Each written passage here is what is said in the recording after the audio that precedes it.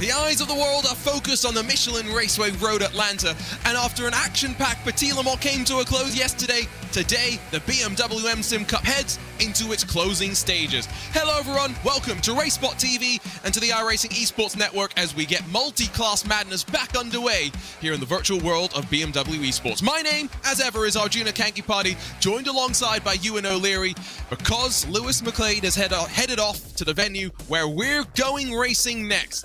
Our schedule has been something, Ewan, that we have always had a bit of a question mark around. Not here at the Michelin Raceway Road Atlanta, but no longer is it TBD for November the 5th. We're going to Zandvoort for the penultimate race of the season. Yeah, no question marks in terms of where we're actually going to be going, but certainly question marks as to how these last three races are going to unfold, because they're very tight circuits indeed for multi-class racing. We've seen some of the sort of bigger, wider tracks in recent times like Spa and Fuji really ideally suited to multi-class racing in theory, but these last three on paper are going to be very tricky, possibly the trickiest three races of the season.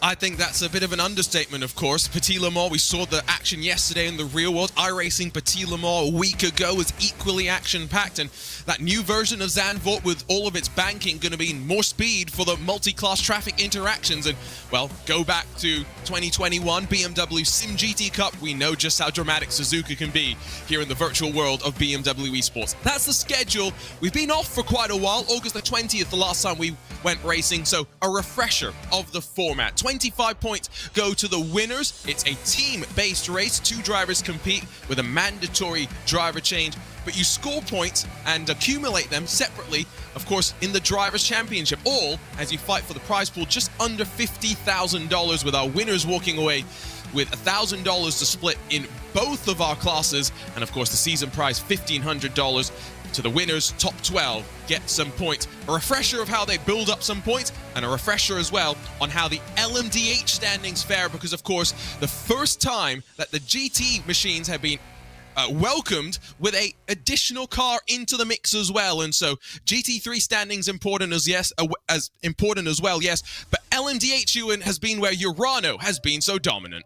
Yeah, they've been absolutely fantastic so far this season, and it's been two in a row now for Lorenzo and also Hoffman as well in that car. It's been a good season for them overall. They should be making it through at the front, but it's those further back who we're going to be very interested in, I think, and picking up the points from there, because as you can see, Patrick Wolf, for example, 10th place, only 49 points. That can be accumulated over the course of two races. Even a new team could get up there into the top 10 by the end of the season if they have a good end, of course.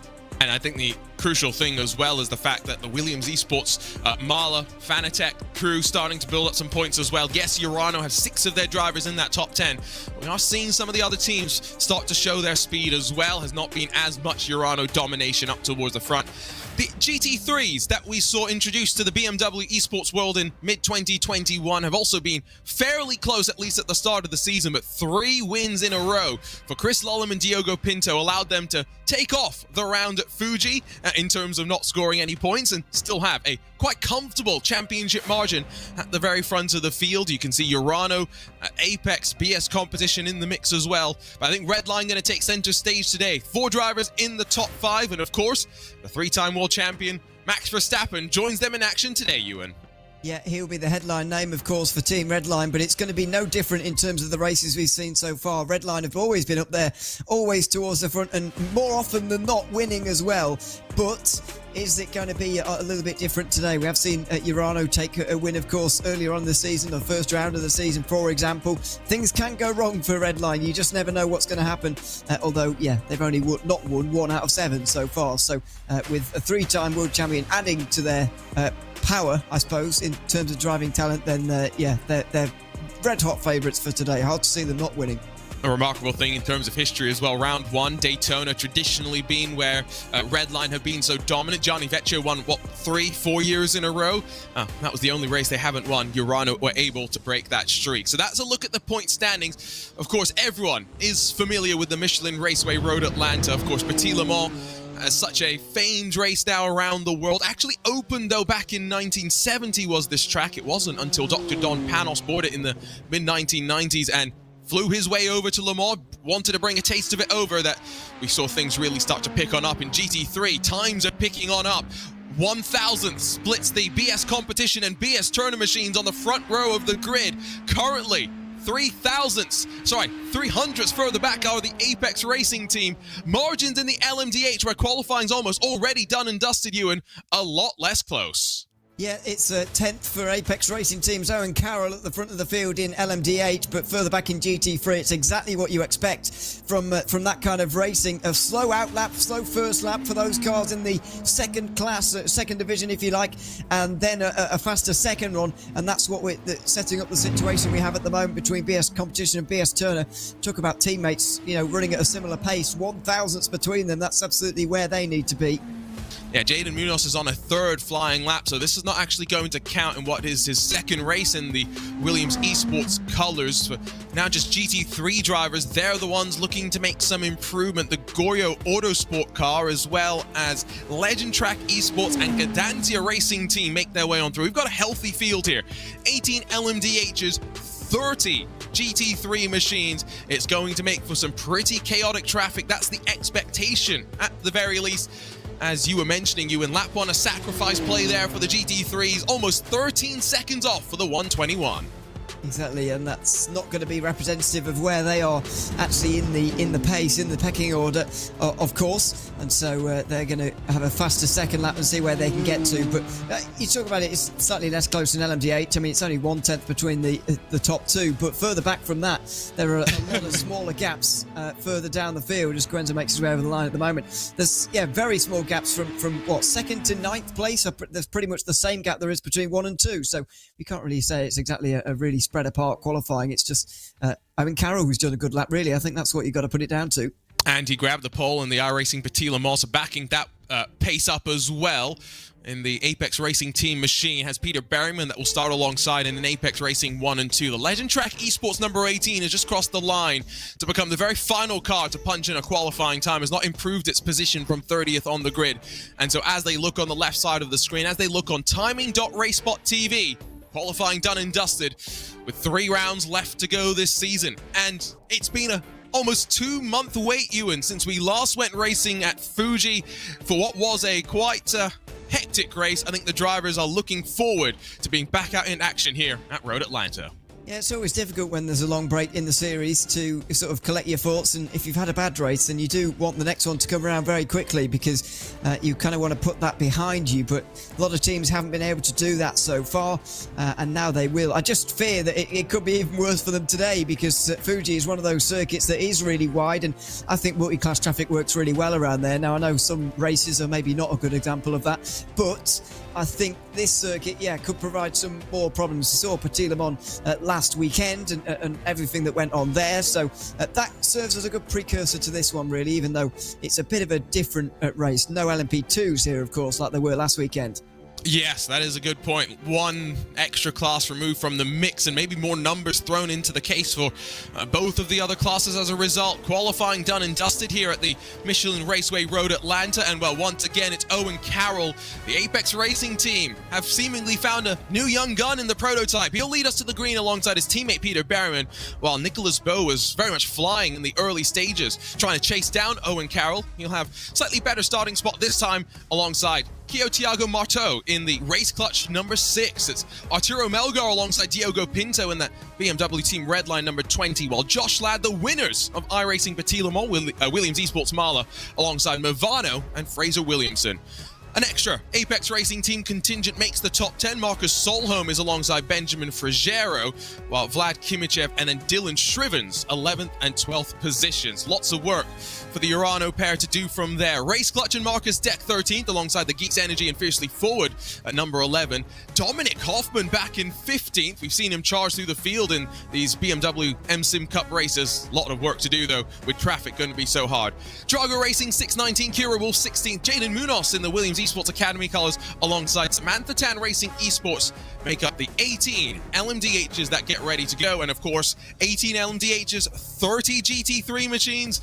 Boy, is it a stacked field that gets ready to go. Kornbach and Talvar for BS Competition and the split-liveried BS Turner. 1,000 splits the two of them. Have they got something magical in terms of setup to pull away from the field? Rainer Talvar, of course, dominated here.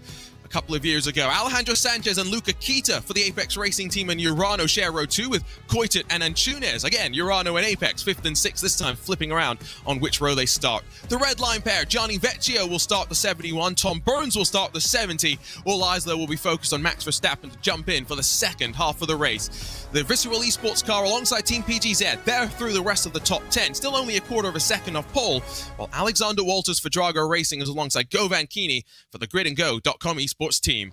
Sim RC and Will Dames 13th, Arnage Competition, Eau Rouge and David Sobrero 14th, with Nicolas Mateo, the first of 2 Williams Esports Academy cars alongside Pablo Arujo. Jersey Glack, the second of those Academy cars, besting out the Chill Blast entry of Williams Esports Daniel Pastor on the outside of row number 9. Nicholas Rubelar, Matthias Kuzner round out your top 20 with Brock Kelly, Zane Khan, Pedro Vigaro, and then Marcin Gadinsky through the top 12 rows. And we're still going in this large GT3 class. Team Andre Nobrega, Scuderia Bruschetti, making me slightly hungry at the early hours of the morning here on the West Coast. Grande Strategia Plan A, will be interesting to see what strategy that is for them, while the Genzia Racing team have a second car along with Seabao Racing team and Legend Track Esports to round out 30 GT3 machines. 2 hours get thrown onto the clock, and the drivers have a full formation lap to build up some temperatures into their tires. Do not forget, we have live race control. They will be handing out penalties to be applied post-race. To follow along with their updates, head over to racespot.tv/BMW, because probably going to be busy for them here today, Ewan. It probably is, yes. Based on, as I say, based on Petit Le Mans last weekend, it is going to be very busy indeed. The biggest takeaway for me there, though, and I'm sure you've noticed the same in qualifying there, was how the sort of the main protagonists from LMDH and GT3 have both not done very well in qualifying at all. And I'm sure you may have noticed at home as well as we went through the grid there. Urano Esports have won 6 out of 7 so far in LMDH. They're down 11th and 12th in the grid here in that category. And in GT3, Redline have won 6 out of 7 so far, but they're 7th and 8th starting this race, so that's quite poor qualifying by their standards, and if they want to keep those tremendous records up, then they've got a lot of work to do. Fuel saving might come into play, though. We know that the GTPs, the LMDHs, will make 2 pit stops, about 40-45 minute fuel windows, 1 hour for the GTDs. Correct myself as well, it wasn't Owen Carroll that grabbed the pole at the iRacing Petit Le Mans, it was Marcus Solholm, but Owen Carroll broke away in the opening hour. Solholm was a little bit more of a roadblock. Expectations, Ewan, as we get ready to go 1 week, of course, on from these drivers going racing for 10 hours rather than 2.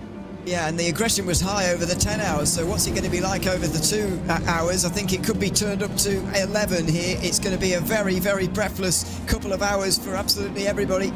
And yeah, looking forward to it because it's going to be a very busy race indeed. So here we go, pace car peels off and away, and it's time to go racing once again in the BMW M Sim Cup. It's the Apex Racing team out of the final corner that get the green flag out, but instantly Peter Berryman is under pressure. Nicholas Bowe in the BS competition car has slid on through to second place, and single file finally the BMW M Hybrids will get as we rise up the crest of turn 3. Oh goodness, the GT3 car slides through the final corner, somehow keeps it out of the wall, and now 30 of the BMW M4 GT3s file through the opening sector as well. It was Jimmy Antunes who went wide in the 98 Apex Racing team car. I'm pretty sure they're around the final corner, so he's down to 20th now in the pack. So much work to do for that team. And in the mid-pack of the LMDHs, by the way, Josh Lamb was looking left and right going through on Diogo Pinto. He couldn't do it, though, and stays 7th. A very busy starting towards turn 1, although by some miracle, I think most, if not all, have gotten through cleanly. It is such a dramatic plunge out of that final corner, and the virtue of the pace car pulling off and leaving the field in control of Carroll meant that the front couple of rows did get slightly jumbled up. Look at the pressure that the Zebra puts, though, onto the 198, down under the Fox Factory Bridge and to the line for the first time of asking. 4/10 will split them further back as well. For the GT3 machines, outside of Jimmy Antunes, that was the only bit of drama that we saw. BS Competition and BS Turner holding on to their spots up towards the front. But give a shout out to GridandGo.com esports. Govan Keeney in the 002 has managed to climb up 5 spots already to 7th. We know, though, at a track like this, Ewan, just how important fuel saving can be. You might not just save 1 lap. You could save 2, 3, or maybe 4 laps if you're brave. Well, yeah, to give you an idea, the lap time's obviously well below the 70-second mark for the leaders in LMDH, and for the GT3s, it's under 80 seconds. So think about the amount of miles it is around here. It's not many. You can save laps upon laps if you do it right. But I just don't know how close the field is going to stay here in GT3 and LMDH because of the amount of traffic. The prototypes have got so many GTs to go through. 30 of them started this race. Surely the field is going to get broken apart by the amount of cars, surely, that are on the grid here today. I think I agree with you there, and that's why this first couple of laps are so important in both classes. Here's a look at the replay, and Túnez, I tell you what, we saw a couple of cars in the iRacing Petit Le Mans pancake into the wall. He would have been scared that the race was over before it even started. Lost 11 positions through all of that, but most importantly, car is in one piece and keeps it in the straight and narrow. GT3s, though, look at the conga line that now extends all the way back effectively to 18th position. We have maybe 3 laps at most before the traffic, though, starts to be a factor. Exactly, it's not a long circuit, as you just said, so that means that it's sort of less time to catch to the back of the crocodile as well, which is going to be a problem for those leaders in LMDH. Apex Racing Team no longer with their 1-2, of course, as we look at Dimian Túnez on board. It's a big save from him, and I'm sure the new grass may have helped him not get into the wall as well in the last update, of course. I know that was there for Petit Le Mans as well, but even so, it was a good save from Túnez, and he's somewhat lucky to have gotten away with that suspension damage actually as well. Those kind of contacts can sometimes result in pretty debilitating damage. And exactly, and the fact that the new grass model, maybe these drivers have more experience with it as well now after sliding through that corner so many times a week ago. Maybe that played a part. Pinto looks up the inside, but that race clutch, number 6, not going to get peeled off of turn number 1's apex as they rise up through the hill. Now diving down in through the S's once again, as mentioned. This lap is when the traffic might start to be a factor at the very tail end of the GT3 field. It might take 2 or 3 laps for us to cycle up towards the very front, and for these drivers already, they've lost a good 3 seconds to your race leader. They're going to find themselves slightly compromised, but out of turn 7, tighter than 90 degrees, so important to be patient on the power so that you can smoothly roll onto it, kick the hybrid into gear, and then run your way down this back straightaway. I have to say I was very impressed in qualifying actually with Race Crutch Red and Kio Thiago Marteau, but I think already the pace is starting to catch up with him slightly because, well, as I say that, we get into traffic, so it might not matter for the moment, but even so, it's going to be a real problem. I think he's going to come under a lot of pressure from the likes of Pinto, who just skips around that GT3 on one side, the BMW goes the other, down the inside there for Josh Ladd in the number 1 car. He's going to be on the inside for turn 1 as well and should have this move done for 6th. They're still fighting, and there's more drama for the GT3s as what's happened to Peter Berryman up towards the front. He has dropped down the running order, the BS competition car involved as well, and I can tell you that Team Redline's number 70, the one that everyone was hoping to see Max Verstappen in later on today, is also on pit lane. So much chaos, so much drama. Peter Berryman's just jumped onto the flatbed, and Arturo Melgar up the inside of Owen Carroll through turn 6 and 7. Drago Racing hit the lead.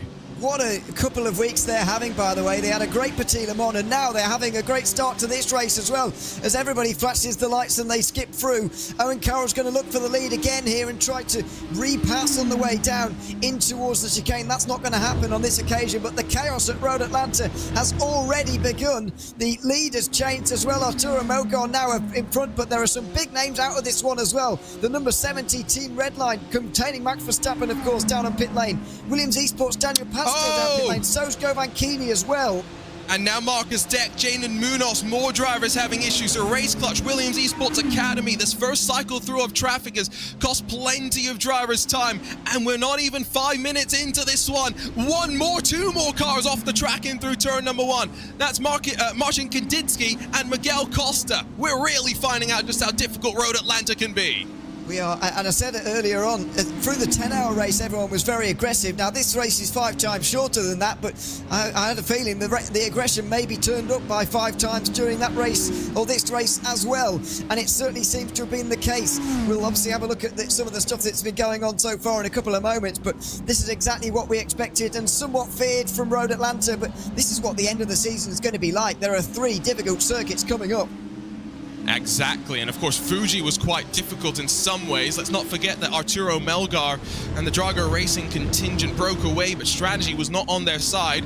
See what they've done to correct that mistake from what going on almost 2 months ago now. There's Josh Ladd still trying to hunt down Diogo Pinto as one of the PGZ GT3 cars get slightly pushed wide through the final corner, but we all get through safely for the time being. Up through the opening sector they'll go again, and this time it's the surviving red line car driven by Gianni Vecchio that's still there. Here's what happened to Tom Burns, if you're curious. Sharing a car with Max Verstappen and then playing bumper cars down the back straightaway, and I believe that's one of the grid and go BMW, so it might be Nicholas Rubelar.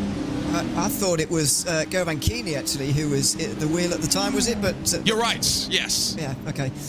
But yeah, a bit of an awkward one, I've got to say. I don't really know which way to call that one, if I'm honest, but just looks like a bit of an awkward bit of contact, and unfortunately, both in the wall. This is why I've always been nervous about bump drafting that's been in iRacing for years now, but it still makes me nervous. And that's kind of the reason why there is the move with Nicholas Bowe. And seemingly both Apex Racing Team cars will have got into contact there as well, down in towards turn one. That was all involving the leader at the time.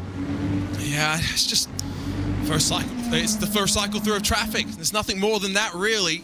I don't think you're going to be able to place the incident responsibility for the incident on any one car in particular. Be interesting what race control's going to think. They've got plenty to work their way through. And I don't think technically we're completely done with the traffic, at least for the tail end of the LMDH field and the front of the GT3s. They are very slowly starting to filter their way on through, and it has meant separations now building. Not sure if this is once again strategy playing out, because Owen Carroll in that 198 has allowed Arturo Melgar to break away 3.5 seconds. Here's a look on board with Peter Berryman as Nicholas Bowe just does a pirouette.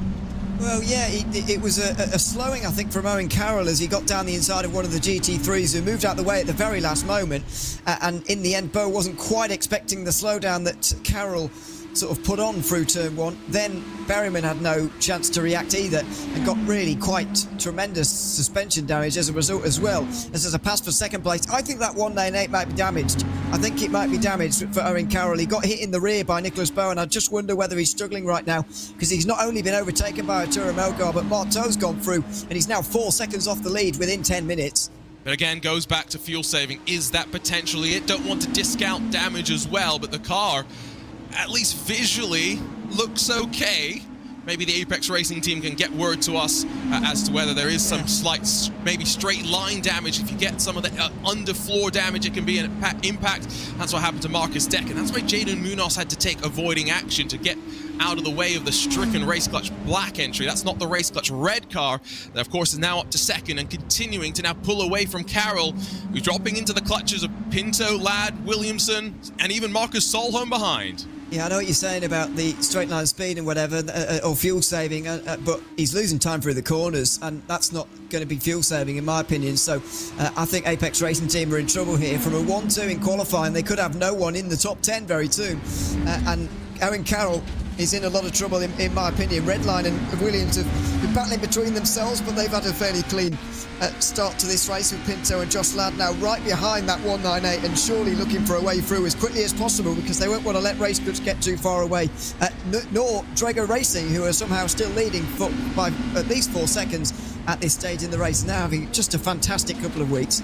Williams Esports Chill Blast, by the way, did actually retire early stages as well, so adds another one of the GT3 victims to the retirees early. Of course, Redline and Grid and Go after their incident on the back straightaway, but also Gdanzia Racing's 106 currently in pit lane and has been for quite a while. Josh Ladd watches as up the inside Diogo Pinto slides through, and Ladd tries to follow in that Williams Esports Marla car, almost contact as Carroll bobbles off the curb on the exit of turn number 7, and now this is where we'll get a great indication of if there is top-end damage on Carroll's Apex Racing Team car. In the draft is Josh Ladd, but almost trying to cover off Fraser Williamson as well. Apex Racing Team defensive, Movano offensive, long way around for Williamson, and the Scot gets it done, sneaks through on Josh Ladd. Yeah, it does seem that Owen Carroll's decent in a straight line, and I know, as you say, he did have the slipstream, but even so, that wasn't bad at all. Fraser Williamson with great opportunistic driving as well to go round the outside, find the room, and Josh Ladd not having any of it. He's looking back down the inside again at turn 1. That's not come to fruition for him, unfortunately, but what a battle we're seeing here up inside the top 10. Carroll is losing time, but it doesn't seem to be on the straights. He held his own there. It may be damaged, but again, because of how much fuel saving we saw at the iRacing Petit Le Mans, every single stint, teams were fuel saving, and fuel saving ended up being the winning strategy in both classes. However, I can get confirmation that even though it doesn't visually look like there's too much damage, the BS car running into the back of Owen did give them damage, and they are struggling. That's why down the back straightaway once more, you can already see Pinto's pulled away, and Williamson, Ladd on the charge, but maybe not close enough into the chicane. I don't think so. They're all going to have a look in towards here, but wait, and they won't have to wait very long. An opportunity will present itself over the next couple of laps because they're in traffic again, and the madness is about to begin all over again. They're catching the sort of tail enders, if you like, of the GT3s. And the back end of the GT3 field, by the way, pretty spread out at this stage already. It's at the front where things get a little bit closer, but that doesn't stop there from being problems. Someone off the road there as Josh Ladd takes advantage. That was the Grande Strategia Plan A team, so maybe they need to move to Plan B now, as up the inside through the S's. That was Josh Ladd not taking no for an answer, and then both of the Apex Racing team machines behind following him through as well. We focus a lot on these LMDHs, of course, because they're the ones that are doing the ducking and diving, but the first cycle through of traffic had allowed Felix Kornbach to break away from Reiner Talvar in that BS Turner machine, but now it's started to close up once again. Alejandro Sanchez trying to keep it close and honest as well, with 2 of the Urano Esports machines behind. Gianni Vecchio in their tire tracks as well, but as I mentioned, 2 years ago, it was Reiner Talvar breaking away, even with a time penalty from race control, to win against the likes of Max Benecke and so many top-level sim racers. Once again, BS competition on top, but with only 14 odd minutes complete. Yeah, this is a very long way to go here. Not even quarter of an hour through this one yet, and even this stint has got a very long way to go within it as well. So, as I mentioned at the start of the show, I don't think this, well, I didn't think that the GT3 field would stay that close together because of all the traffic, and already that has taken place. Now, the question is, does that remain to be the case over the rest of the race? Will that traffic continue to go their way? Well, probably not, because it does give and take over the course of the race, but it's a good advantage to be in. It's a good case for qualifying position being very important, because they've started with a head start, if you like. BS Competition and BS Turner have both taken advantage of that, and they're already putting some big teams a long way behind them. The 71 Team Redline car, for example, has nearly 6 seconds to make up already. See if it's going to close back up in the second cycle of traffic, though, because already you can see Drago Racing race clutch. That gap's come down to about a second or so. Diogo Pinto's been following Kyo Marteau in being able to close down that 696 with Melgar behind the wheel, who will get an indication on lap time as he comes towards the line. Last time by just under a 107, 106.9. This lap, a 110.9. 3 seconds loss for the Drago Racing car in the space of 1 lap, and LMDH leaders thrown on top of each other once more. They are. It's not what Melgar wanted to see at all as they make their way past the Urano GT3s. That's been negotiated quite well, but this is not good news for Arturo Melgar. A really disastrous last lap there. No one's that time even anywhere close to him. You have to go all the way down to 17th. And Cameron Martineau there with a 10.3 to get as close to Melgar in that time. It was an absolute disaster, but these bits of bad luck can happen, and I'm pretty sure it was just that, really, bad luck. The traffic will give and the traffic will take. Once again, gap builds back up out of turn 7 as Melgar is able to use the hybrid to now get the clean air in towards the chicane, but race clutch Redline will follow as well. Pinto hot on the heels of the number 6, but too far back, diving down into the chicane to have a bit of a lunge. Got Mavanos, Williamson, 246 that's followed in the footsteps as well through the traffic. Josh Ladd not too far behind. Owen Carroll, unfortunately, if you're an Apex Racing team fan, does continue to drop. It'll be interesting to see. First cycle of pit stops only about 20 minutes away. If Owen Carroll and the Apex 198 can get some of the damage repaired, because of course, the benefit we have here in the sim, there is one fast repair that we have. Unfortunately, I think Owen Carroll has lost the rear end of that car, and it's going nowhere soon. Well, we can no longer argue there's no visual damage. There is now. That's going to affect them quite a lot more, though, unfortunately. And yeah, as you said, they would have had a chance to get back into it with a fast repair and you know, a pit stop in only 20 minutes time. They may have found themselves, you know, 20-30 seconds off the lead, but at least they'd still be in the race with a chance of some points at the end of the day. But they haven't got any chance now, I wouldn't say. They're already out of this one pretty much. And what an attritional start to this race it has been. We're approaching 10 cars with damage already out there on the circuit. I mean, look at the margins in qualifying, and you would be almost assured that we'd have a great race for 2 hours, but no, it has indeed been traffic, and oh, this is going to be fast, this is going to be high impact, and you're just into the right rear, and I tell you what, race control, from that angle, it looks pretty clear-cut to me. It does look very clear-cut, unfortunately, for the team that have won 6 out of 7 so far. Urano have made their lives a bit more difficult with that incident right there. The reason why I was wincing there, I thought they were going to take out their teammates in GT3 as well, Apex there, but they didn't, thankfully. So they've still got cards to play up in that class. But yeah, pretty clear-cut from the looks of that one to me, and just making a bad day worse within 20 minutes, unfortunately, for Apex Racing Team.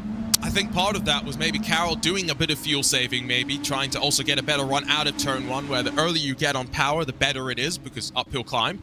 And maybe Vlad Kimichev in the 91 Urano Esports data group car got just a little bit caught out. Remember, racespot.tv/BMW if you want to try and follow along with what's going on in race control, because I'm pretty sure we're probably up to double-digit incidents, not even 18 minutes into this race. I'm sure there's plenty that we haven't even seen on screen that the drivers have been talking about in the virtual paddock. As we flick back over to the GT3, say hello Alejandro Sanchez to a bunch of tow, as the Apex Racing Team number 99 has joined the 3-car train for the lead. I think we reached double figures a long time ago in terms of incidents, if I'm honest with you, down on in the stewards. But they'll have a lot to work through for this one, but that's nothing unexpected. There is Alejandro Sanchez on the right-hand side, doing a good job to sort of get with the BS competition and Turner cars just up in front here, because when you've got two teammates working together like that, it can be sometimes difficult. If you give them a bit of a gap, they can just push that home all the way.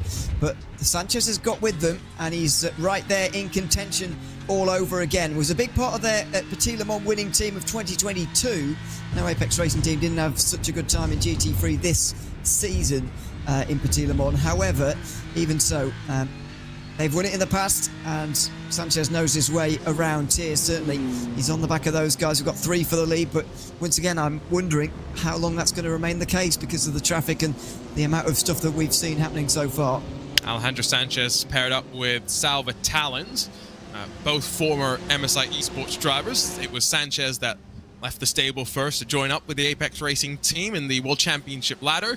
And then a couple of years, maybe a year later, Sanchez brought Towlins into the fold as well, and both have been fine additions to a rapidly growing Apex Racing Team as they expand their horizons beyond just their typical iRacing competitions. They've increasingly got more drivers, and of course, look at the number of cars that we had entered from them in the LMDH class here today. 3 in the top 10. They all very much had plenty of potential. Sam Koicha got in front of Luka Kita, by the way. Urano swap around for 4th position in GT3s, but back up towards the front of LMDH.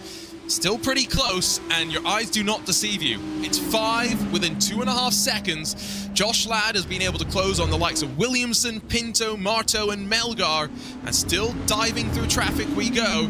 Traffic's going to be quite relentless from this point forward, you'd have to think. Diogo Pinto tries to take advantage out of the final corner to the line. The race clutch car going defensive to turn 1.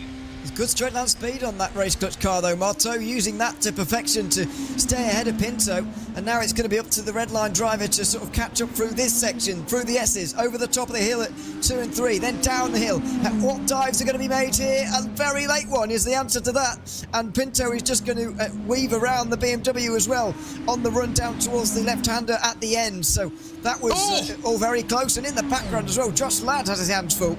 There was contact without a shadow of a doubt between Ladd and Williamson in through turn 5 and more through turn 6. Somehow, both of them hold on. Josh Ladd, winner at the iRacing Petit Le Mans 7 days ago, full of confidence, bullies his way past Williamson. And there's damage there. I think something about Williamson's car doesn't look quite right to me at the moment. I think there must be damage after that bit of side-to-side contact on the way in towards turn 7. The sort of tight right-hander, if you like, before the back straight. And yeah, Williamson for me has got damage there. I don't think it will send him in the pit lane, but I think it will cost him quite a lot of time. I can't tell you what it is for the moment, but something just doesn't quite look right with that car.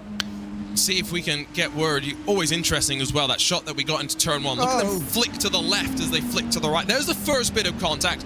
Right, rear and left front. Relatively minor, but then, it's a bit more major, the second bit of contact that they have.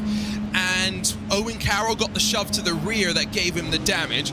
I wonder how much more sensitive the sides are, given that's where aerodynamics, all the aero has to flow. Yeah, the reason I was wincing there through turn 1 was because Williamson had his hands full completely. He was using a lot of opposite lock around that corner, and in a car like this one, a downforce car like this, you don't want to be doing that at all.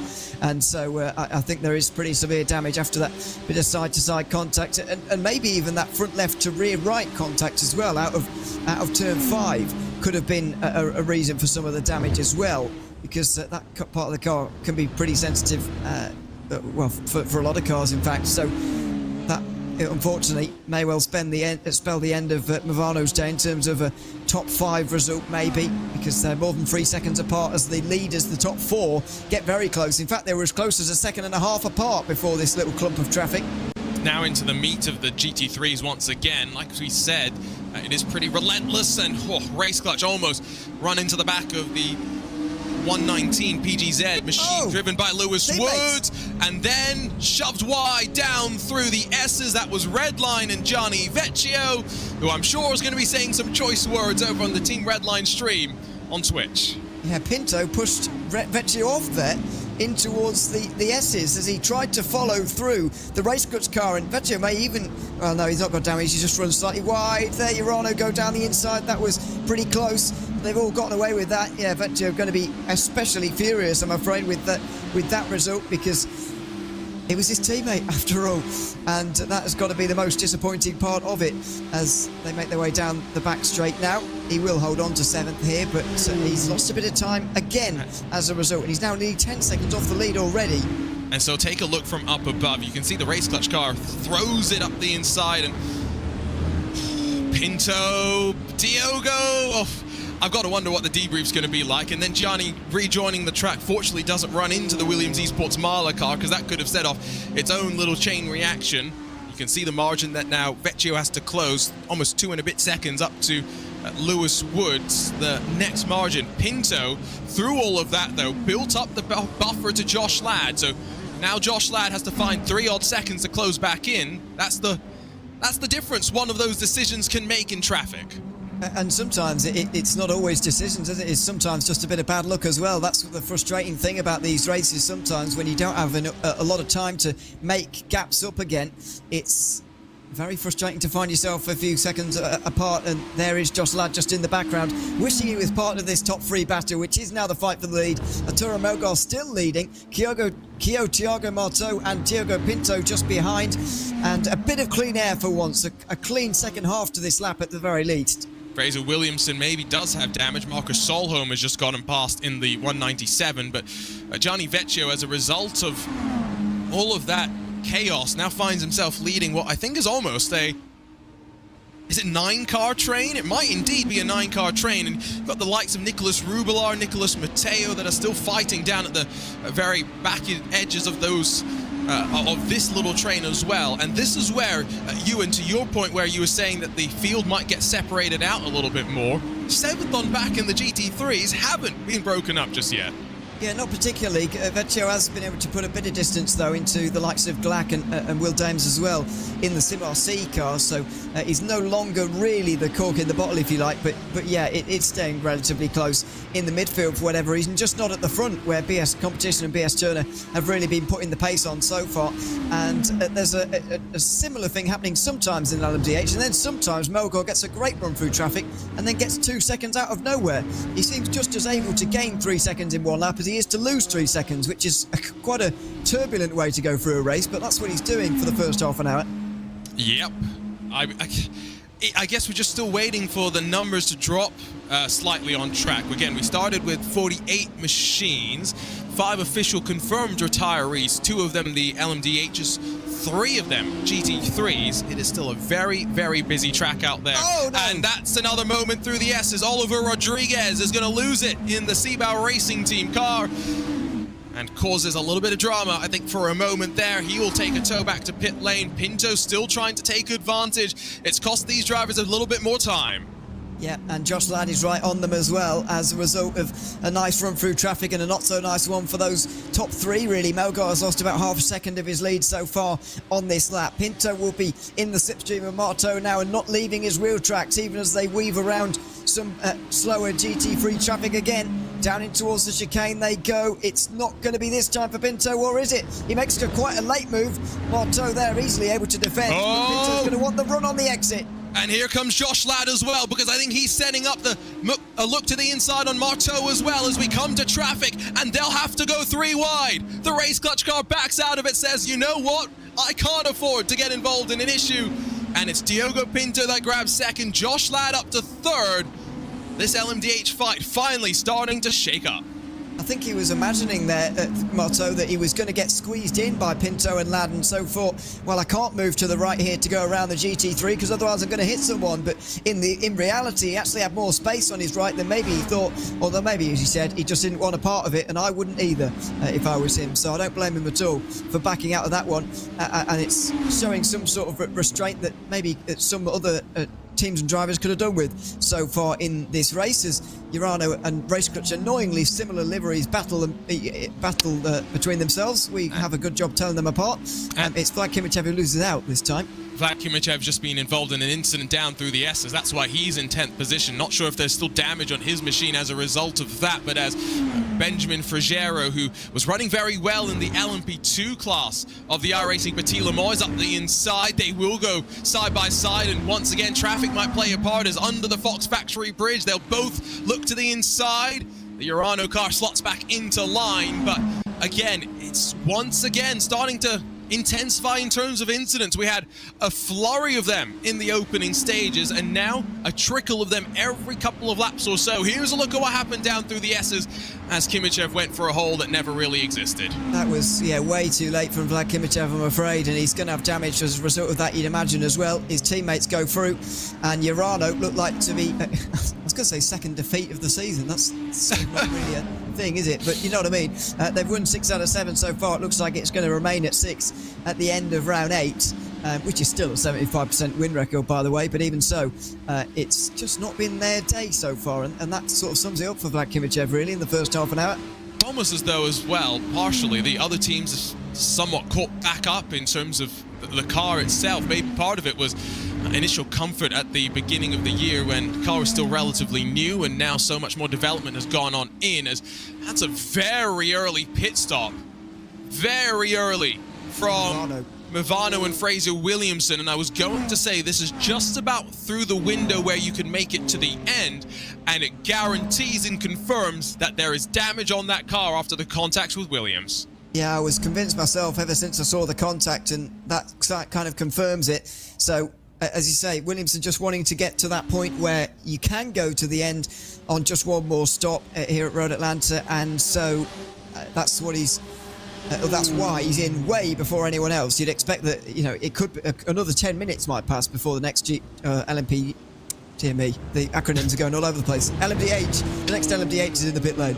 I keep flipping back and forth between LMDH and GTP. They're interchangeable. At some point, you can slip in an LMP as well. It's totally fine. If you're wondering where Max Verstappen is, unfortunately, his teammate Tom Burns started the car in the number 70 for Team Redline. There was a kerfuffle down the back straightaway, and that car now retired, as a handful of others have already been retired as well.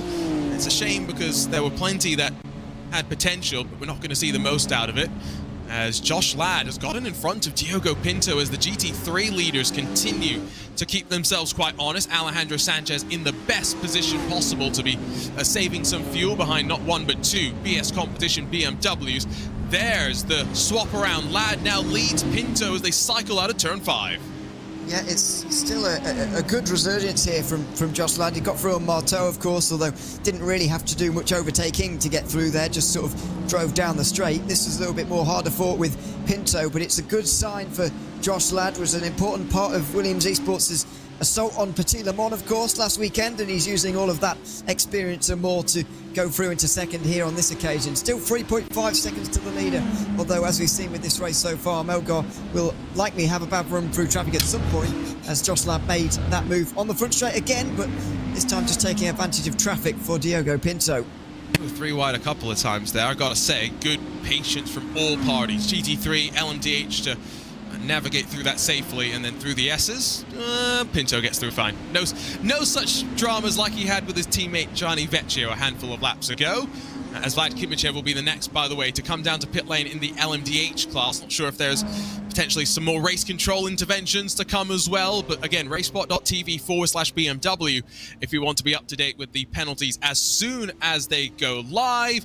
Up on the jacks goes the Urano Esports machine, tires going onto that car as well. This Michelin Raceway Road Atlanta is of course known for cars going around it, but you and I know you love some cycling. How would you fancy cycling around Road Atlanta? Well, it'd be quite hard work, I've got to say. It's not the flattest circuit I've ever seen. Well, I guess it would be all right, wouldn't it? But it would be hard work, as I say. Would you rather go through it the regular direction down through the final corner, or would you rather go the opposite direction? Is it going to make much difference? I don't know, really. It's pretty uphill both ways, so I'd go around the right way because it would feel wrong going the wrong way. See, that is the correct answer. Unfortunately, they hosted a stage of the Tour de Georgia here, and then they ran the track in reverse, so a little bit unfortunate there. As we take a look at the split look now as we head off into a pit stop cycle, drivers filtering up through the S's as the leaders, of course, now start to close on each other once again. GTD leaders are going to see Urano and Race Clutch slipping on past them down in through the S's. Haven't talked much about GT3 30 minutes into the race, so let's change that right now. Still BS Competition leading from the Apex Racing team. How are you feeling in terms of the balance right now of strategy, Ewan? Who's in the best position possible right here? Well, it's difficult to say so early on. I think at this point, as I said earlier on, the qualifying positions are quite underrated as a medium for getting a good result here, because the head start through traffic is really helpful. So I think inevitably, and this goes for both classes, to be honest, those who are at the front right now are likely to be in the best position purely because we've not seen any pit stops yet, and the fact they've got a head start on the rest as well. Now, that's not saying that those behind can't catch up, of course, and that goes for both as well, but even I just fancy those who are at the front right now because of the way that the traffic works and the way that happens. So yeah, the leaders on the road right now are, for me the favourites. It's going to be difficult to catch up. As I said earlier, those who are outside the top 5 in GT3 at the moment are nearly 10 seconds off the lead already. Yeah, no, we're closing in on the stage as well, where those behind are running out of opportunities to close before the second driver jumps into the car, which is definitely an important point. This is the battle heading down the back straightaway that involves the likes of Diogo Pinto, of course. They've got traffic to contend with as well, and so as the Drago racing car heads down into the chicane, it's 3 at the front, split by half a second. Very close, and as I said earlier, Melgar got out to a big lead, but it's all come back again, and all pretty much in one lap, to be honest. Diogo Pinto, for example, on the last lap gained about 1.8 seconds or so. On that next lap, it's another half a second for both Josh Ladd and Diogo Pinto inside the top 3. So we've now got a battle for the race lead, but Melgar seems to be able to slip through traffic like a paper through a door, if you like. He just gets through without losing any time sometimes and races out to a 3-second lead all over again. So who knows what's going to happen here. Heading off in towards turn 6, cambered in. Diogo Pinto gives us a great perspective of just how much speed you can carry in, and then straddle the curb on the entry into turn 7, clip the inside, straighten out the steering, and then back onto the power. We know you can go as long as 45 odd minutes. The question will be, who goes the longest, who decides to be a little bit more conservative on the fuel? Let's listen to Pinto. You can hear a little bit of saving there. Yeah, just a little lift off on the way down the hill there, and that's one of the big advantages at Road Atlanta. That big braking zone, that big stop in towards the chicane, the downhill run. It really helps you to lift off on the way in. Drago Racing with not a great run through the last sector there, but Melgar will hang on again. So still free for the lead, but is it an optimal overtaking opportunity coming up or an optimal fuel saving opportunity coming up here for these two behind? What are they going to do? Oh, it's uncomfortably close as they head down through the S's. And was that Johnny Vecchio again who got a little bit scared in one of those BMW GT3 machines? It very well could have been. It was such a fuel-saving strategy at Fuji that we saw play out. Drago Racing, the ones that were pulling away at the front. This is very, very different now. And the fact that they've been closed does tend to indicate that we are all somewhat on the same strategies. Thiago Marto has lost a bit of ground, but not too much time. Urano's Dominic Hoffman through all of this. Ewan, only 5.5 seconds off of the lead. The stealthiest of the Urano Esports cars, you've got to say, in the number 90. Vlad Kimichev's car has been all over the place so far, but Dominic Hoffman's been doing a good job staying away from our camera screens, which is probably a good thing. And he's now inside the top 5, lurking for maybe a race win here. We know how experienced Urano are in this car, how much racing they've done in it, and how much they've benefited from that. They've had a great season so far. They're not out of this by any means. By the way, that's not the car just in the background. You can see that's their teammates already a lap down after their stop. It is a bit confusing with the number of team cars that we have for some of these outfits to try and figure out which is which, and they don't all make it easy for us by adding distinguishing features onto their machines. Next time by, it will, I think, in my opinion, open up the window, because you would come in with 40 minutes complete in this race. Maybe Arturo Melgar might be the first to come on in, but heading off into traffic once more, these teams, not just the drivers, but their engineers behind the scenes, the spotters that are looking around the track, will they recognize that there's an opportunity to come in and maybe avoid getting stuck behind some of this traffic? Pit stops around 30-odd seconds, 35 seconds, the expected benchmark. And there goes Melgar, as I was thinking. Traffic looks quite hectic. The 696 dips off to pit road. This, for me, is an underrated feature, by the way, of multi-class racing. Deciding when you pit to avoid traffic. I think it's a really key component. Already, Pinto has lost over a second to Josh Ladd while he was on the tail of him, going over the line even. And that was only through turn 1. Now through the S's, Pinto's going to lose even more time, although Josh Ladd's not exactly clear of traffic either. This is a good call from Melgar, in my opinion. He could end up with holding on to the lead, maybe even a bigger lead than he had when he went into the pit lane. It might mean a couple of extra seconds at the end of the race in pit lane, but if it's crucial track position now, could that be the difference? It is a driver change, not for Race Clutch Red, who leave Marteau in the car, but instead, Jaden Ladick takes over from Arturo Melgar, who did, I think, exactly what he needed to in the opening stint of the race, and now the young Ladick going to be given the task to try and build up temperature in the Michelin tires once more, and then hope to get a bit of an undercut. 2.5 seconds, though, plus, between Josh Ladd and Diogo Pinto. That's what traffic has done. The Williams Esports Marla car stays out there, as peeling off the lane, Drago Racing with a rather lengthy stop, 43.7 seconds. They'll come out behind Race Clutch and Thiago Marto. Yeah, so changes in the pit stops, and we're going to see some more as well as we go through with all of this in a few moments' time. You can't imagine it's going to be very long. We're 40 minutes into this race already. Now for the LMDHs, they can't go much further than that. So we are going to see some changes here over the course of those stops. Josh Ladd now with 3 seconds, by the way, over Diogo Pinto. This is exactly why Melgar decided to come in with Drago Racing. The traffic you can encounter, or could have encountered there, was absolutely horrific, and it was for Redline. Redline didn't come in. In fact, no one came in on that last lap, so they've all decided, you know what, we've got stuck in this traffic, we might as well make it count. Ladd has now officially gone and passed the GT3 leaders. You can see there is still some more traffic up ahead. Doesn't mean that the traffic is done with him.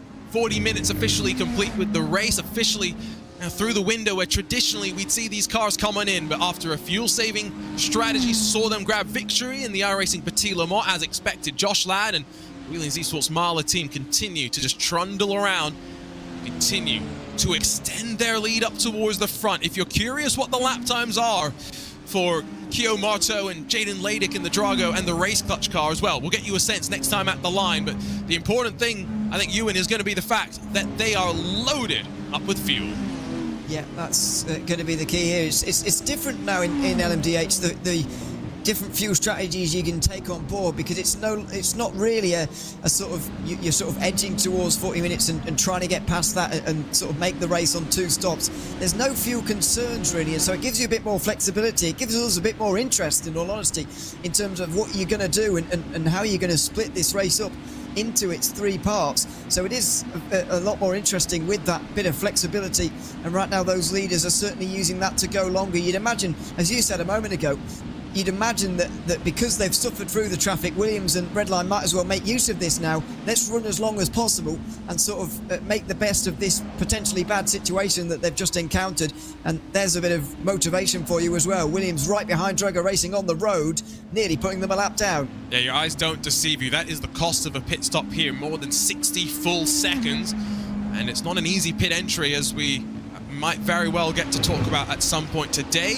GT3 leaders still separated by about 0.6 of a second across 3 machines. Sanchez still trails Talvar and Quirmbach. Now, driver lineups. Let's talk through that, because so often at this level of sim racing, we say that these drivers are split by hundreds, if not thousands of a second. And for the most part, yes, that is true. But from track to track, you will always find maybe one driver's quicker than another in the car. Talon's, of course, paired up with Sanchez. We've talked about the 2 of them. Felix Quirmbach's going to be paired up with Oskari Rene, while Rainer Talvar paired up with the driver that he saw victory with in the BMW Sim GT Cup going on a couple of years ago now at this very track. It's Rainer Talvar and Phil Denez. What a lethal combo that is. Yeah, and it's going to be about the sort of second drivers, in my opinion. It's not a lot's going to happen here for the remainder between these 3 in the first hour. I wouldn't say, barring a big incident and a big crash for one of them, of course. That would put them out, of course. But it's about the second drivers of the pairings, in my opinion. That's where the race is really going to come down to, because I don't really see a way under normal driving these 3 get separated. Even Sanchez hanging on to the back of the 2 teammates in front. I don't see how he loses the draft here in this group, barring a big accident. So it's about the second drivers, and they've all got talented second pairings as well. So it's difficult to choose between them at the moment. Hard to know where this race is going to go in GT3. Well, and let's not forget as well that there are plenty of ways that you can lose track and time in these races. Alejandro Sanchez won't like me bringing this back up, but cycle back 2022, start of the BMW Sim Cup at Daytona. It was 2 Redline GT3s breaking away, Sanchez trying to keep the Apex Racing team in it. And what did he do in the pit cycle? Slid through his box and slightly cost himself and his team a little bit of time. That was not ideal. What's also not ideal, I think, if you're Drago Racing, is the fact that Jaden Leidig is getting caught by Josh Ladd. The traffic's not helping out the Drago car. I don't think this is fuel. I don't think this is tires or anything. This is more just the way that this cycle has played out so far. Josh Ladd has yet to come down pit lane and currently looks very, very comfortable. Well, we said Drago Racing were trying to avoid the traffic by pitting, but if you're going to lose a lap, then maybe you're not avoiding that much traffic at all anyway. So it's an interesting call from them. Although you say fuel not really a factor, I think personally the fact that Leidig is a lot heavier on fuel right now than Ladd probably is playing a little bit of a role in this one. Ladd will be a lot lighter at this stage in the race and will probably put Leidig a lap down now, although may well go into the pit lane right in front of him immediately afterwards, not willing to save fuel behind him, instead going to go through because he is on the lower fuel and needs to make use of his speed at this end of the stint. That's exactly what he has done, although he may see himself into the pit lane. No, carries on one more, past 45 minutes.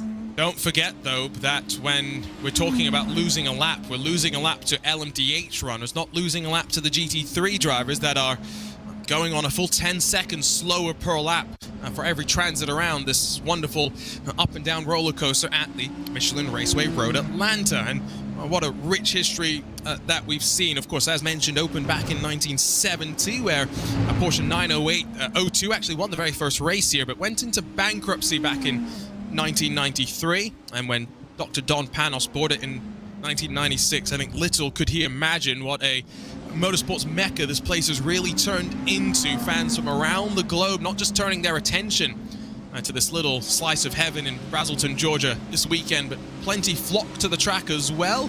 And this weekend was not as cold as some of the previous runnings of Petit Le Mans that we've seen, although there's not been favorable conditions by any means, and that's reflected in the virtual world as well. 18 degrees Celsius air temperature, 30 degrees track temperature, which is pretty cool conditions. And it means for Josh Ladd, after 46 minutes out on track, a nice tidy pit lane entry and a well-executed fuel-saving stint.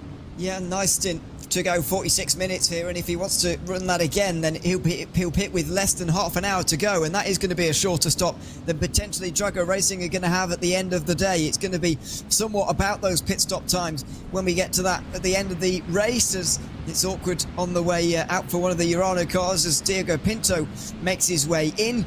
We turn our attention to Jaden Leydig and whether he can get back in front of Josh Ladd, who was really pulling away at the end of that stint. This is an interesting call, though. We are expecting a short stop in potentially now from Josh Ladd and the Williams Esports Marla team, but if he's not getting out this time, it implies they're going to take the short stop now. And indeed, 28.2 seconds. Josh Ladd rolls compares to a 43.7 second stop for Jaden Leydig. Remember, that will get flipped around when Josh Ladd has to do a driver change to hand over that car to his teammate. Does mean now Dominic Hoffman also following on the short stint strategy. Diogo Pinto's gone long and is staying in the car. Well, that is interesting. Well, I guess it makes sense. Maybe they'll make their driver change right at the end, I suppose. Oh no, that doesn't make sense actually at all, does it?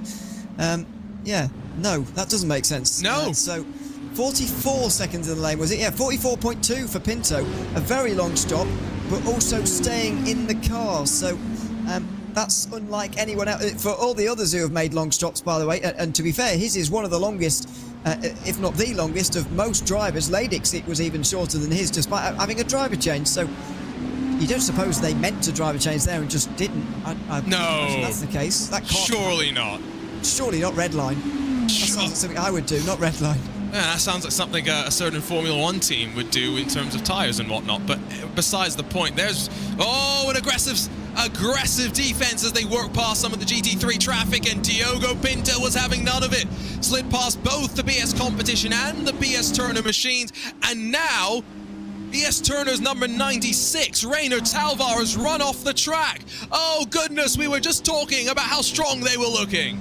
Yeah, and I said that it would take a big crash for something like that to break the front three apart, and that's exactly what has happened. Wasn't trying to tempt fate or anything, but unfortunately it has been tempted for Rainer Talvar, and he's down to 5th place behind the two Urano cars, now 3rd and 4th in this race. A disaster really for BS Turner. The saving grace, it looks like they are not damaged. They're not damaged and not... I don't want to say that far off of the lead. They've now lost a good 7 odd seconds, so they have lost enough time as a result of that. And I don't even feel like from the pictures that we saw, that wasn't Pinto getting involved, and there wasn't a GTP that was close as well. Was that contact between teammates? Let's find out right now. From up above, Sanchez is a little bit farther. It's not Sanchez, rather. That is Sanchez. It's not teammates. It is. That was certainly Sanchez, and he had a lot of time to lift off the throttle and back out of that as well. So I'd imagine he'll find himself in trouble, because he did just drove straight into the back of Rainer Talvar, spinning him around. Yeah, for a second I thought maybe it was Kernbach and Talvar coming together in a concertina, but no, in maybe more expected turn of fate, the other way around, and a bit of a yorker thrown there towards Rainer Talvar, who could do nothing but stumble over it from Sanchez, and race control will probably take a look at that. We have had a flurry of penalties come on in, but at least for the time being, for those inside of the top 10s in class, there's only one to talk about, and that's 5 seconds to the number 92 Urano Esports LMDH car. Outside of that, all the penalties that I've seen come on through have been for drivers not really in contention. And I say not in contention because BS Competition do have a 20-second penalty from the incident that took Owen Carroll and Peter Berryman as casualties with damage. But crucially, Ewan, they are scored in second, but still owe us a pit stop. They came in very, very early to repair some damage. They did, and it was only an 8 seconds pit stop anyway, so that was a long time ago now, nearly 40 laps ago. Bo is going to be out of the way and presumably making 3 stops today rather than 2. That's going to send them a long way back. But what it does do is basically give Josh Ladd an 18-second lead, which is quite large for this stage in the race. Now, his pit stop was the shortest of anyone inside the top 9. Jaden Munoz is the only other driver to have a shorter stop, and that's the Williams Esports Academy car down in 10th place. So all the others will have shorter pit stops at the end here. It's just a case of, can Josh Ladd get a gap that means he'll keep the lead at the end of those pit stops. Now, I think he's got the pace to do that in the number 1 car. I agree there's the pace.